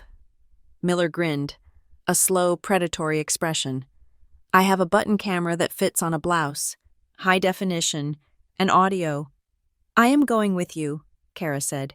Do not even try to argue. You need a wingman. Janine should come too, I said. Janine looked up, startled. Me? I cannot face her. I might kill her. I need you there, I said. I need them to see us together. I need to rattle them. Psychological warfare. If Diane sees me standing next to the sister of the girl she stole, she will crack. She is already fractured. I just need to apply the pressure. I looked at the whiteboard one last time. The timeline, the gaps, the lies. I wasn't writing a story anymore. I was editing their ending. We have 1 week, I said. Kara, we need dresses. Miller, get the tech. Vance, draft the lawsuit, but keep it in your drawer. When I give the signal, we drop the hammer. I touched the bracelet on my wrist, the one with the initials LC. I had started wearing it every day. It was my compass. Sable Wynn thinks she sold a product, I said. She is about to find out that the product has a defect. It remembers. I walked over to the window and looked out at the city. The sun was setting, casting long shadows over the streets. I felt a strange calm. The panic of the identity crisis was gone. The grief was packed away in a box for later. Right now, there was only the cold, hard geometry of revenge. They had stolen 27 years. I was going to steal their future, and I was going to do it with a glass of champagne in my hand and a smile on my face. The dress was navy blue silk, high-necked and long-sleeved. It was not the kind of thing Emma Ramirez would typically wear. Emma liked comfortable knits and practical trousers. But tonight, I was not dressing for comfort. I was dressing for camouflage. The fabric was heavy enough to conceal the small, square battery pack taped to my lower back, and the high collar hid the thin wire running up to the microphone nestled just beneath my collarbone. We were parked in the overflow lot of the Grandview Hotel, the venue for the Riverlight Community Gala. The engine of Kara's car was off, but the tension inside the vehicle was humming like a live wire. Kara leaned over from the driver's seat, adjusting the small receiver unit she was connecting to her laptop. The screen cast a blue glow on her face, highlighting the fierce concentration in her eyes. Testing, she whispered. 1, 2, say something. I am not a ghost, I said softly. Kara watched the audio waves spike on her screen. Clear as a bell. The directional mic Miller gave us is scary good. Just remember, the range is decent, but for the best audio, you need to be within 10 feet, and try not to hug anyone. The static will blow my eardrums out. I looked in the rearview mirror. My hair was pulled back. My makeup was sharper than usual. I looked like a woman who belonged in a ballroom where plates cost $500 a head. Are you ready? Janine asked from the back seat. I turned to look at her. Janine was wearing a dark green velvet gown she had found at a vintage shop. She looked regal, but she also looked like she was vibrating with anxiety. This was the first time we would be seen together in public. The first time the before and after versions of my life would stand side by side. "I am ready," I said. "Are you sure you can do this? You do not have to talk to her. You just have to be seen." "I have waited 27 years to look that woman in the face again," Janine said, her voice hard. "I am not staying in the car." We got out. The night air was crisp, smelling of exhaust and expensive perfume. We walked toward the entrance, the gravel crunching under our heels. I hooked my arm through Janine's. It was a gesture of support, but it was also a claim. I was physically attaching myself to my history. The ballroom was a sea of black tuxedos and glittering sequins. A string quartet was playing a sanitized version of a pop song in the corner. Waiters circulated with trays of champagne and miniature crab cakes. It was the kind of event where people came to feel good about their wealth by donating a fraction of it to at-risk youth. The irony was so thick I could taste it. We moved through the crowd. I kept my head high, scanning the room.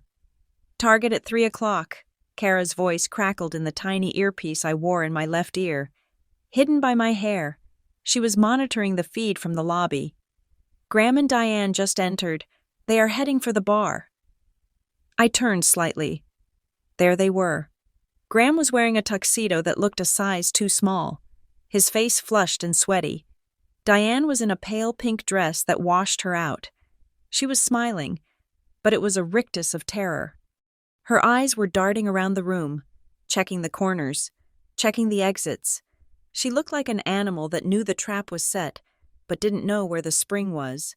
I steered Janine toward the center of the room, positioning us directly in their line of sight. "Now," I whispered to Janine. We stopped. A waiter offered us champagne. We each took a glass. Diane turned from the bar, a drink in her hand. She looked across the room. Her gaze swept over the crowd, bored and anxious, until it landed on me. Her eyes widened. Relief washed over her face for a split second. She saw her daughter. Then she saw the woman standing next to me. The woman in the green dress. The woman from the parking lot in Ohio. The woman from the pharmacy. Diane dropped her glass. It hit the carpeted floor with a dull thud, not shattering, but spilling champagne down the front of her dress. Graham jumped, startled. Diane grabbed his arm, her fingernails digging into his sleeve. She was staring at Janine with the look of someone seeing a corpse walk out of a grave. Janine did not look away. She raised her glass slightly in a mock toast. "She is rattling," Janine murmured. "Look at her hands." "Stay here," I said. "Keep staring at her. Do not let her look away. I am going fishing." I left Janine standing like a sentinel in the center of the room and moved toward the VIP section near the stage. That was where the high rollers were. That was where Sable Wynn would be. I found her near a pillar, holding court with 3 men in expensive suits. Sable Wynn did not look like a monster. She looked like a kindly grandmother who baked cookies for the church bake sale. She was short, plump, with perfectly coiffed silver hair and a string of pearls that probably cost more than my car. She was wearing a tastefully understated gray gown. She was laughing at something one of the men said, a light, tinkling sound that chilled my blood. "That is her," Kara whispered in my ear. "Miller sent the photo. That is Sable." I took a breath. I touched the bracelet on my wrist for courage. I was not Emma the victim. I was Emma the editor. I was just here to fix the narrative. I approached the group. I waited for a lull in the conversation, then stepped in with a polite, apologetic smile. "Excuse me," I said. "I hate to interrupt, but are you Sable Wynn?" Sable turned. Her eyes were blue and sharp as diamonds. She scanned me in a nanosecond. Shoes, dress, jewelry, assessing my worth. "I am," she said, her voice warm and melodic. "And you are?" "Emma Ramirez," I said. "I am an editor with Crescent Quill. I was told you might be the person to talk to about complex family histories."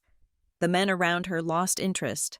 Sensing a private conversation, and drifted away toward the buffet. Sable smiled, but her eyes did not change. An editor?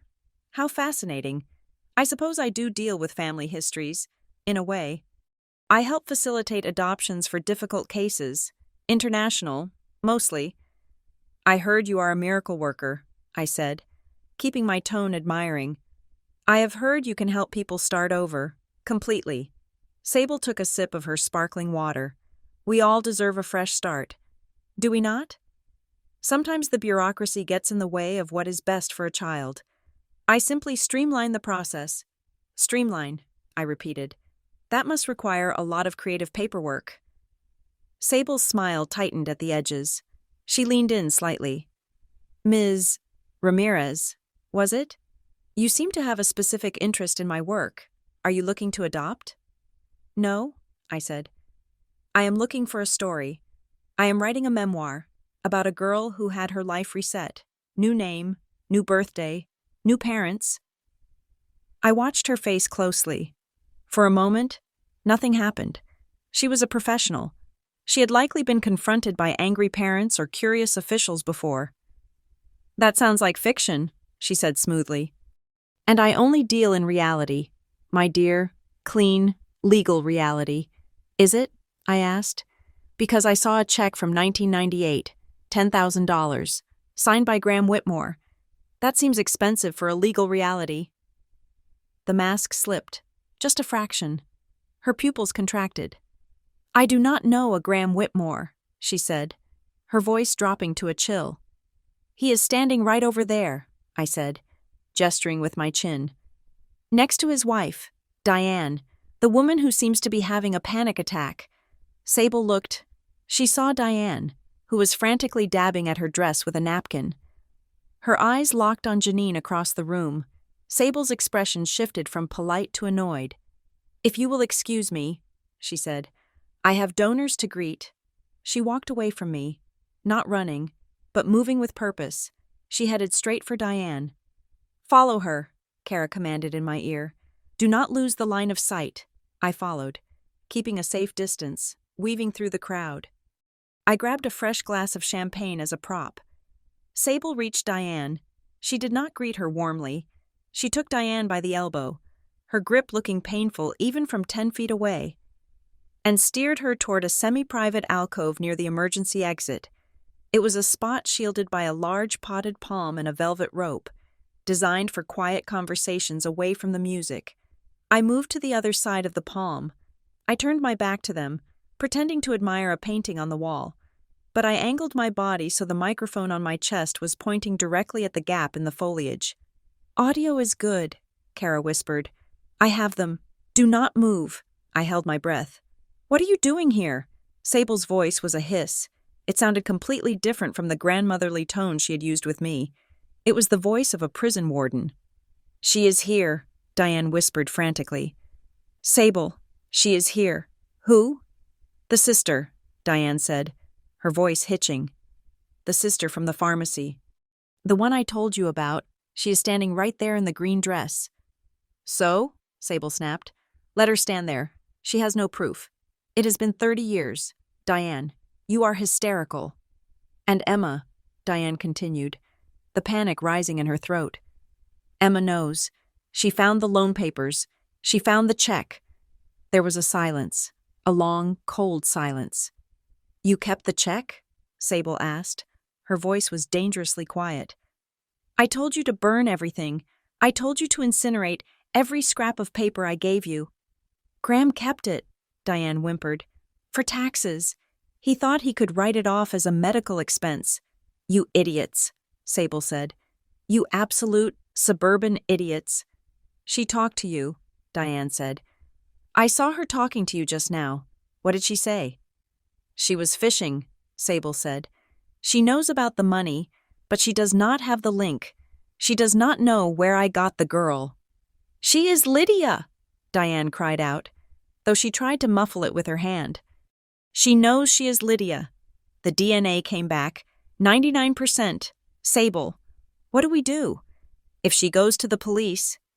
She will not go to the police, Sable said calmly, because if she does, Her precious daddy goes to prison for fraud, and you go to prison for kidnapping." "I did not kidnap her," Diane protested. "You said she was abandoned. You said her mother left her." "I said she needed a home," Sable corrected. "And you needed a baby to save your marriage. It was a transaction. Diane, supply and demand. I supplied the child. You supplied the cash. Do not pretend you have a conscience now. You were happy enough to pay the maintenance fees whenever I asked." "The maintenance fees?" I thought. My mind raced. The loan. The $5,000. "That loan," Diane whispered. "The one we took out in her name. We sent that money to you. Because you said someone was asking questions. You said you needed hush money for a witness." "And I handled it," Sable said cold.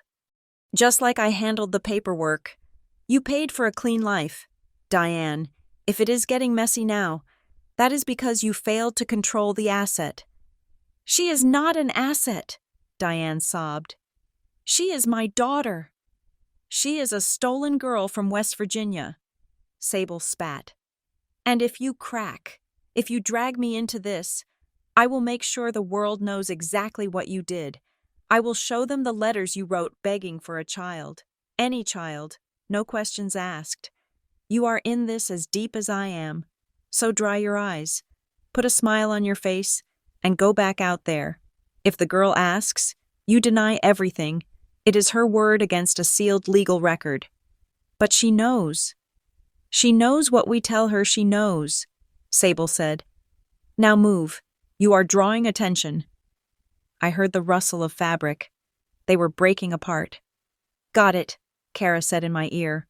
Her voice was shaking with adrenaline. "I got every single word. The check, the hush money, the admission of stolen girl. We have them. We have them cold." I stepped away from the palm tree, turning to face the alcove.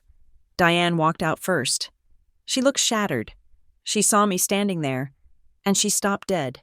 She looked at my face, then at the brooch on my dress where the microphone was hidden. She didn't know what it was, but she knew I had been standing there. She didn't say a word. She just lowered her head and hurried past me, disappearing into the crowd to find Graham.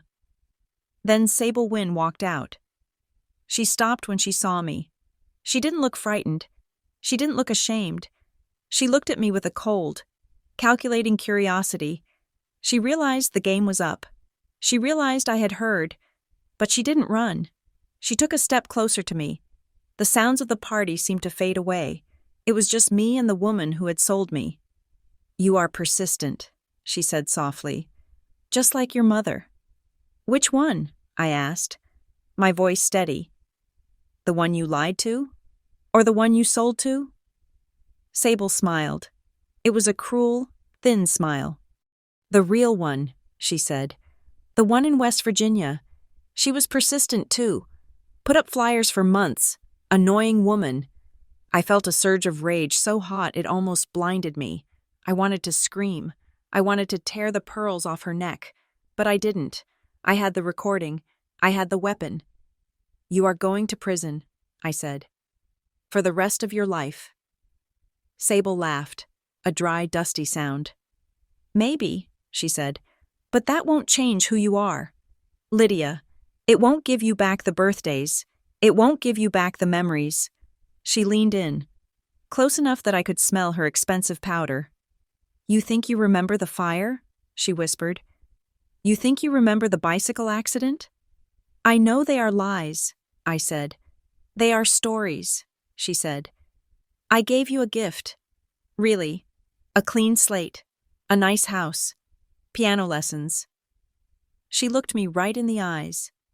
"You do not remember the day I took you," she said. "You blocked it out. The mind is kind that way." "I remember the fox," I said. Sable's eyes flickered. "Yes," she said. "The dirty little fox. You screamed for it. You wouldn't stop screaming." She paused, and her voice dropped to a terrifyingly intimate whisper. "I remember you. Lydia. You were fighting. You were kicking. But mostly I remember how you cried in the back seat of my car for 3 hours straight. You cried until you passed out. You were calling for your sister." She straightened up, smoothing her silk dress. "Janine," she said, testing the name. "Yes, that was the name. You screamed Janine until your voice was gone, and then I gave you a new name, and you learned to answer to it." She stepped back, looking at me with pity. "Enjoy the party, Emma. You look beautiful. It was worth the money." She turned and walked away, disappearing into the sea of tuxedos and gowns, leaving me standing there with the ghost of a 7-year-old girl's scream echoing in my ears. "Em?" Kara's voice was frantic in my ear. "Em, are you okay?" "I am coming in. Do not move." I didn't move. I couldn't. I looked across the room. I saw Janine watching me. She took a step forward. I nodded to her. It was done. We had the confession. We had the monster. But Sable was right about one thing. The justice wouldn't bring back the girl who cried in the back seat. That girl was gone. But the woman standing in the ballroom, she was just getting started. The legal filing did not happen with a bang. It happened with the quiet, bureaucratic thud of a rubber stamp hitting a stack of paper. On Monday morning, Arthur Vance walked into the county clerk's office and filed a motion that would detonate my life. It was a petition for the restoration of identity. It was a formal request to investigate fraud, identity theft, and kidnapping. It was a document that stripped away the name Emma Ramirez and legally asserted the existence of Lydia Calder. I sat in Vance's waiting room, staring at a fake fern in the corner, feeling a strange sense of vertigo. In the eyes of the law, I was currently two people. I was the woman who paid taxes and edited manuscripts, and I was the 7-year-old ghost who had been missing for 27 years. When Vance came out, he didn't smile, he just nodded. "It is done," he said. "The subpoenas will go out this afternoon. We are freezing the assets associated with Graham and Diane Whitmore to prevent them from liquidating anything to pay for a defense, and we are formally requesting the unsealing of your juvenile records." "And the debt?" I asked. "The loan they took out in my name?" "We are filing that under criminal fraud," Vance said. "We are arguing that since the identity was obtained illegally, the debt is the responsibility of the cosigner, Graham." I walked out of the office into the bright, blinding sunlight of downtown Pittsburgh. Janine was waiting for me on a bench near the fountain. She was feeding pigeons, her movements slow and mechanical. I sat down next to her. The air between us was heavy. We had caught the bad guys on tape. We had the legal paperwork, but there was no victory party. "You look tired," I said. Janine threw a piece of crust to a gray pigeon with a missing toe. "I was thinking about Mom," she said softly. I stiffened. We hadn't talked much about our mother, the woman who gave birth to me, the woman I couldn't remember. "She waited," Janine said. She didn't look at me. She looked at the water spraying from the fountain. "For 6 years. She kept your room exactly the way you left it. She washed your sheets every Sunday so they wouldn't smell musty. She thought you were coming back. Every time a car slowed down in front of the house, she would run to the window." I felt a lump form in my throat, hard and painful. "When she got sick," Janine continued, her voice cracking, "she refused to go to the hospital at first. She said she couldn't leave the house in case you called. By the time they took her, it was too late. The cancer was everywhere." She turned to me then. Her eyes were dry, but they held a depth of sorrow that terrified me. "She died screaming your name, Lydia. She died thinking she had failed you. She died thinking you were cold, or hungry, or dead in a ditch." I looked down at my hands, my manicured hands, my hands that had played piano sonatas and typed college essays. "I was warm," I whispered. "I was fed. I was loved." "I know," Janine said. "And that is the cruelty of it. While my mother was dying of a broken heart, Diane was playing dress-up with her stolen daughter. She let my mother die in agony so she could play house. Guilt washed over me. It was irrational, sticky, and hot. I felt guilty for being alive. I felt guilty for the piano lessons. I felt guilty for every happy birthday I had celebrated while a woman in West Virginia withered away in grief. "I didn't choose it," I said, my voice trembling. "I know you didn't," Janine said. She reached out and covered my hand with hers. Her skin was rough, calloused from gardening. But now you have to choose what to do with it. You can't give Mom her life back, but you can make sure the people who killed her, because that is what they did. Emma, they killed her spirit long before the cancer took her body. You can make sure they answer for it. I will, I said. The guilt hardened into something else. It turned into a cold, jagged resolve. I am going to burn their house down, metaphorically. I am going to take every lie they told and shove it down their throats. My phone buzzed. It was a text from Graham. Meet me, please. Not the house. The parking garage on 4th, level C. Come alone. I have something you need to see. I showed the phone to Janine. It is a trap, she said immediately. No, I said. Graham is a coward. Cowards don't set traps. They try to make deals. I drove to the parking garage. It was a concrete tomb, echoing with the sound of tires squealing on smooth cement. I parked on level C, near the elevator. It was empty, save for a few commuter cars. Graham was waiting in his sedan. He saw me and got out. He looked terrible. His face was gray, unshaven. He had lost 10 pounds in a week. He looked like a man whose soul had been eaten away by termites. I didn't get out of my car immediately. I checked the doors. I checked the surroundings. Then I lowered the window 2 inches. What do you want? I asked. Emma, he said. He walked toward the car, his hands raised in surrender. Please, I just want to talk. I am recording this, I lied. Talk. He leaned against the concrete pillar, looking defeated. I am leaving her, he said. Diane? I cannot do this anymore, Graham said. I cannot watch the news. I cannot wait for the police to kick down the door. Miles called me. He said you know about Sable. He said you have a recording. I do, I said. It was not my idea, Graham blurted out. The words tumbled out of him like vomit. You have to believe me. I just wanted a family. Diane, she was obsessed. After the 3rd miscarriage, she lost her mind. She started talking about finding a way. She found Sable. I just wrote the checks. I just wanted her to be happy. You wrote the checks, I said, disgust curling my lip. You signed the loan. You are not a victim, Graham. You are the bankroll. I know, he wept. I am weak. I know that. But I never wanted to hurt you. I loved you like my own. Stop saying that, I snapped. Love doesn't steal. I have something, he said. He reached into his jacket pocket. I flinched, my hand going to the gear shift, ready to reverse. But he didn't pull out a weapon. He pulled out a thick, yellowed envelope. I found this, he said, years ago. In Diane's jewelry box. I should have shown you then, but I was afraid she would leave me. He slid the envelope through the crack in the window. What is this? I asked. The truth, he said. The part she never told me until it was too late. He stepped back. I am going to the station. Emma, I am going to turn myself in. I would rather tell them my side before Miles throws me under the bus. He walked away. His shoulders slumped, leaving me alone in the dim light of the garage. I tore open the envelope. Inside was a photograph. It was a Polaroid. The colors were fading, shifting toward orange. It showed 2 women standing on a dock, smiling, holding cocktails. The sun was setting behind them.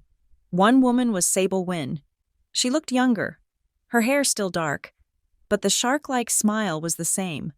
The other woman was Diane. I turned the photo over.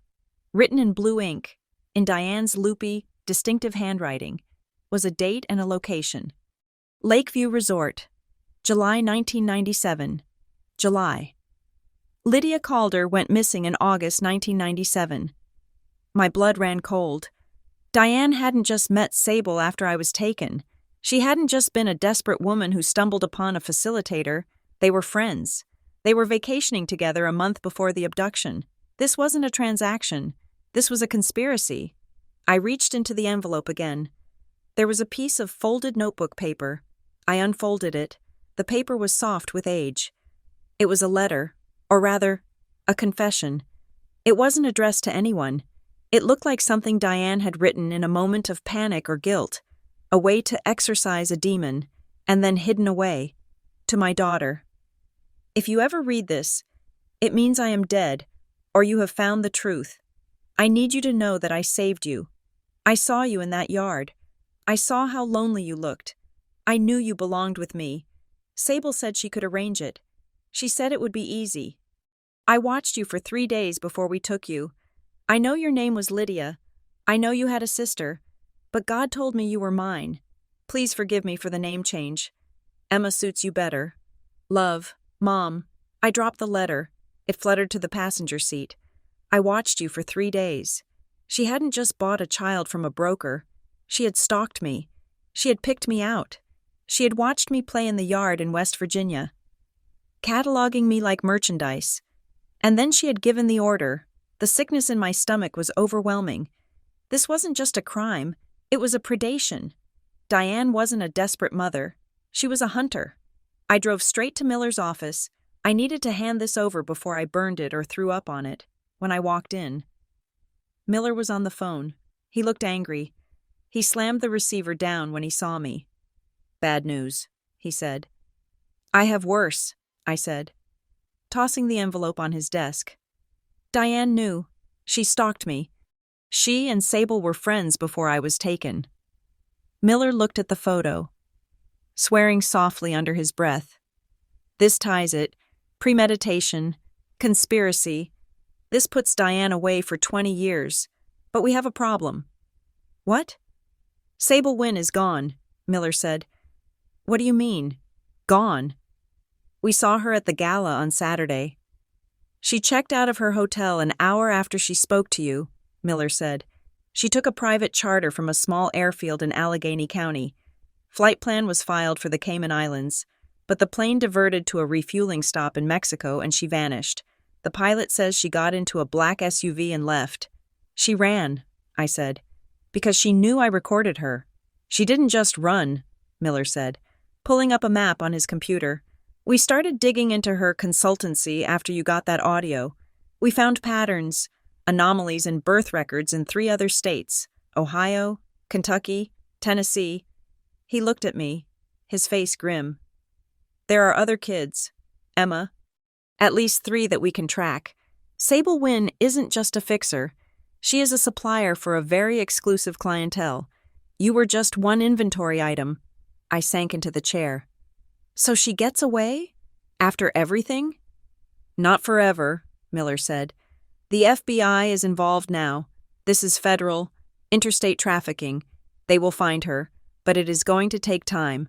And Miles? I asked.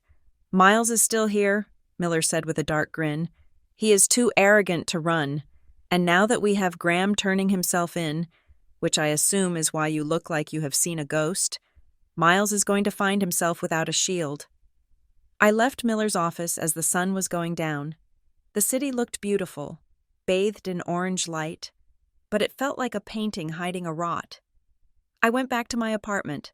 I locked the door. I checked the windows. The safety I had felt for 34 years was gone. I knew now that monsters didn't hide under the bed. They drove minivans. They organized charity galas. They wrote letters about how God wanted them to steal children. I took a shower, trying to scrub the feeling of the letter off my skin. I put on my pajamas, but I didn't sleep.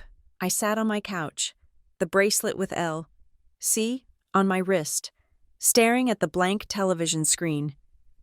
It was midnight when the phone rang. Not my cell phone, the landline. I stared at it. I hadn't given that number to anyone except the internet provider and my parents. It rang again, a shrill, mechanical scream in the silent apartment. I walked over to it. My hand hovered over the receiver. I remembered Janine's story. The phone rang. I ran inside. When I came back, the swing was empty. I picked it up. Hello? There was silence on the other end. Then, a soft static, like wind blowing over a microphone. Emma? A voice said. It was a woman's voice, but it wasn't Diane, and it wasn't Janine. It was smooth, cultured, and terrifyingly calm. Sable Wynn. You have caused a lot of trouble, she said. She sounded like she was commenting on a spilled drink, not a federal investigation. Where are you? I asked. Far away, she said, where the laws are different, and where money buys silence. They will find you, I said. Perhaps, she said, but not before I ruin you. You already ruined me, I said. You stole my life? I gave you a life, she corrected. And now you are ungrateful. You are tearing down the structures I built. You are hurting people. Emma, I am hurting criminals, I said. You are hurting families, she said. And if you continue, if you keep digging, if you keep talking to that detective, you are going to find out that the network is much larger than just me. Is that a threat? It is a promise, she said. You have two families, don't you? The one you found, and the one that raised you. It would be a shame if you lost both of them. My blood froze. If you touch Janine. You are a smart girl, Sable said. You are an editor. You know when a story needs to be cut. She paused.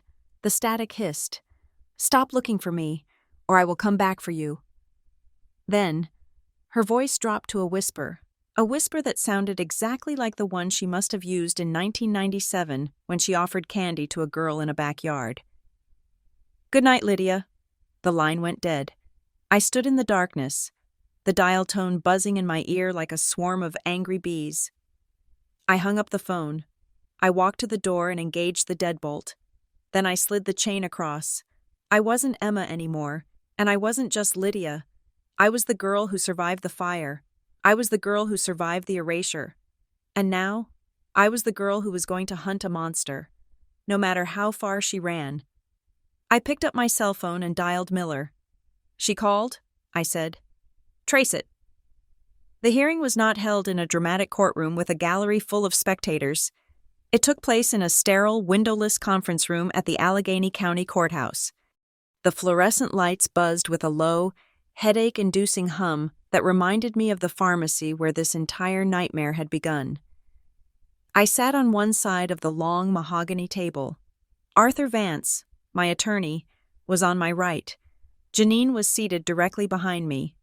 She did not touch me, but I could feel her presence like a warm radiator in a cold room. She was the anchor that kept me from drifting away. On the other side sat Diane and Graham. They were not sitting close to each other. There was a gap of 3 chairs between them, a physical manifestation of the chasm that had opened in their marriage. Diane looked small. She was wearing a gray cardigan that seemed to swallow her whole. She was trembling. Graham just looked at the table, his hands clasped in a knot of white knuckles. Miles Rourke sat at the far end of the table, flanked by his own legal team. He looked less like the confident shark I had met in the living room, and more like a man calculating the distance to the nearest exit. This was a preliminary hearing regarding the motion to vacate the adoption decree and the charges of identity fraud. It was supposed to be procedural. I made sure it became an execution. The judge, a stern woman named Justice Hallowell, adjusted her glasses and looked at the assembly. We are here to determine the validity of the identity documents regarding the individual known as Emma Ramirez, she said, and to address the motion regarding the fraudulent financial activity linked to said identity. Diane's lawyer, a court-appointed public defender who looked overworked, cleared his throat. Your Honor, my client maintains that she acted out of humanitarian concern. The child she took in was, to her knowledge, abandoned. She provided a loving home for 27 years. This is a tragedy of miscommunication, not a crime. Diane let out a sob. It was a practice sound, wet and pitiful. She looked up at the judge, tears streaming down her face. I saved her, Diane whispered, her voice trembling. She was all alone in that yard. I gave her a life. I gave her a mother who loved her more than anything in the world. Doesn't love count for anything? I watched her performance. A month ago, it would have broken my heart. Now, it just made me angry. I did not see a mother. I saw a kidnapper trying to edit the manuscript of her crime into a romance novel. Love does not justify erasure, I said. The room went silent. I had not been asked to speak, but the judge did not silence me. "Mr.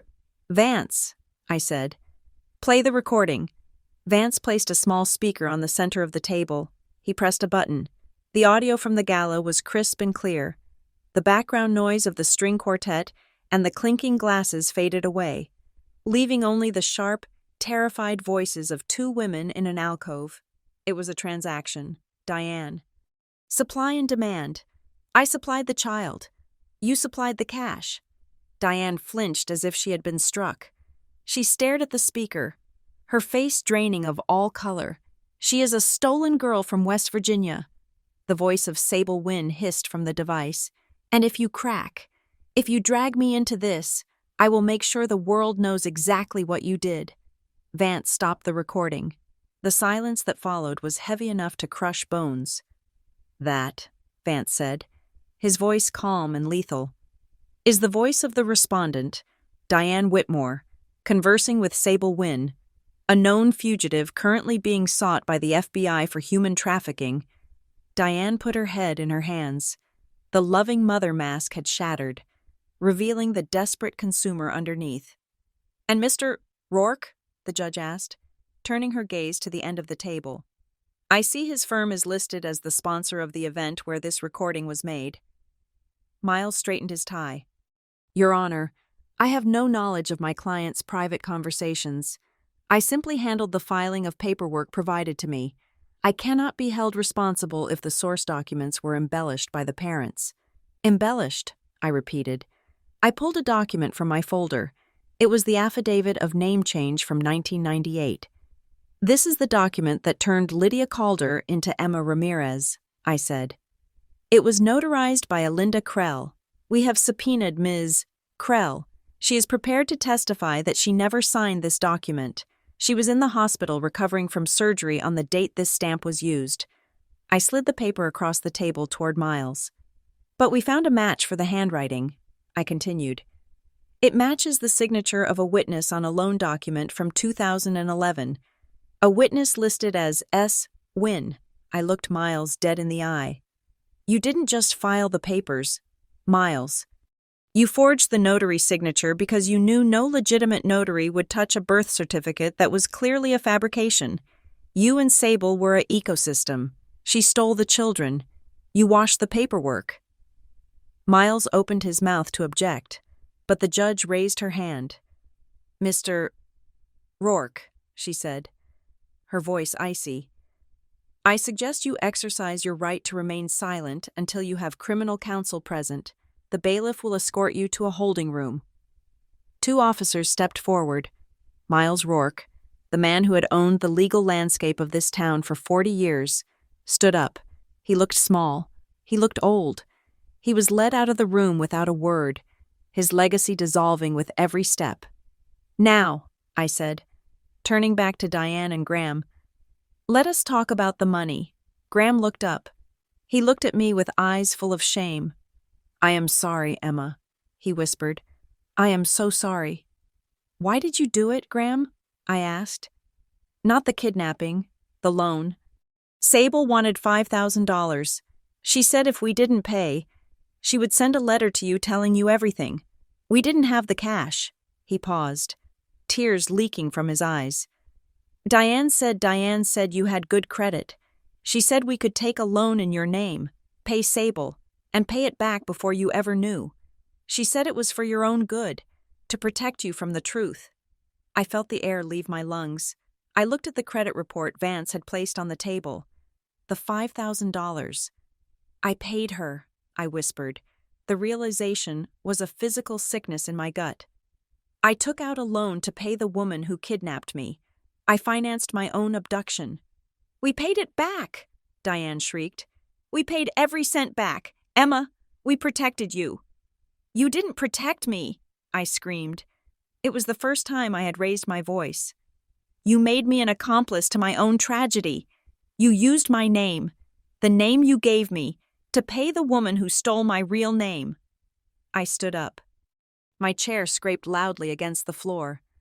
"I am not Emma Ramirez," I said, my voice shaking with rage. "Emma Ramirez is a shell corporation you created to hide a crime. She is a credit score. She is a lie. I pointed at Diane. And you are not my mother. A mother would never let her child pay the ransom. The judge slammed her gavel down. That is enough, she ruled. Based on the evidence presented, including the admission of financial fraud and the recording of the conspiracy to commit kidnapping, I am revoking the bail for Diane Whitmore. She is to be taken into custody immediately. Diane screamed. It was a raw, animal sound. No, Graham, tell them we loved her. Graham did not move. He sat like a stone statue as the officers approached his wife. Diane reached for him, but he turned his head away. I am sorry, Diane, he whispered, but we have to pay the bill now. They cuffed her. I watched as the metal clicked around her wrists. The wrists that had cooked my meals. The wrists that had banded my scraped knees. It was a surreal, heartbreaking image, but it felt necessary. It felt like a bone setting into place. Graham was not handcuffed, but he was not free. Mr. Whitmore, the judge said, you will be processed as an accessory. Your cooperation will be noted. But do not think you are leaving this building without consequences. Graham nodded. He looked at me one last time.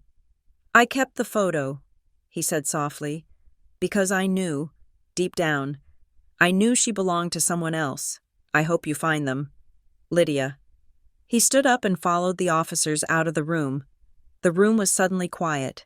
Just me, Vance, Janine, and the judge. Ms. Calder? The judge asked, testing the name. I looked at Janine. She was smiling through her tears. She looked lighter, as if a 27-year-old weight had been lifted from her shoulders. I looked at the judge. My name, I said slowly, tasting the words, is Lydia Calder.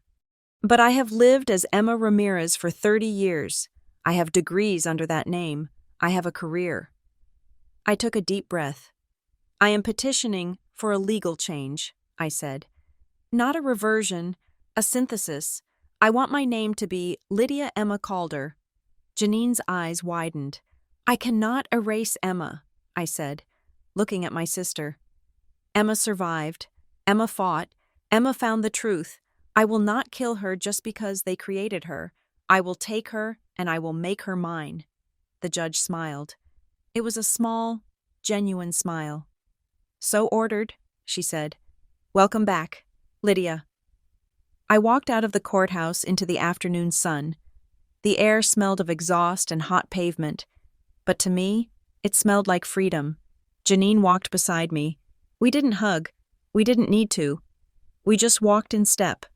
Two sisters who had been separated by a universe and brought back together by a scar and a stubborn refusal to be erased. What now? Janine asked. Now, I said, looking at the city skyline. I go to work. I have a lot of editing to do, and for the first time, I am the one holding the pen. I looked at my wrist. The bracelet was still there. L.C. Lydia Calder. But inside, I felt the strength of Emma. I had not found a new life. I had found my life. And this time, no one was going to write it for me. Thank you so much for listening to my story. It was a long journey from that pharmacy aisle to the courthouse steps, and I'm grateful you stayed with me until the truth came out. I would love to know where you are tuning in from. Are you listening from a quiet room like I used to? Or are you on a journey of your own? Please leave a comment below and let me know. And if you believe that every voice deserves to be heard and every truth deserves to be uncovered, please subscribe to the channel Leona Revenge Stories. Like this video and hit that hype button. Your support helps stories like mine reach the people who need to hear them most. Until next time, keep writing your own story.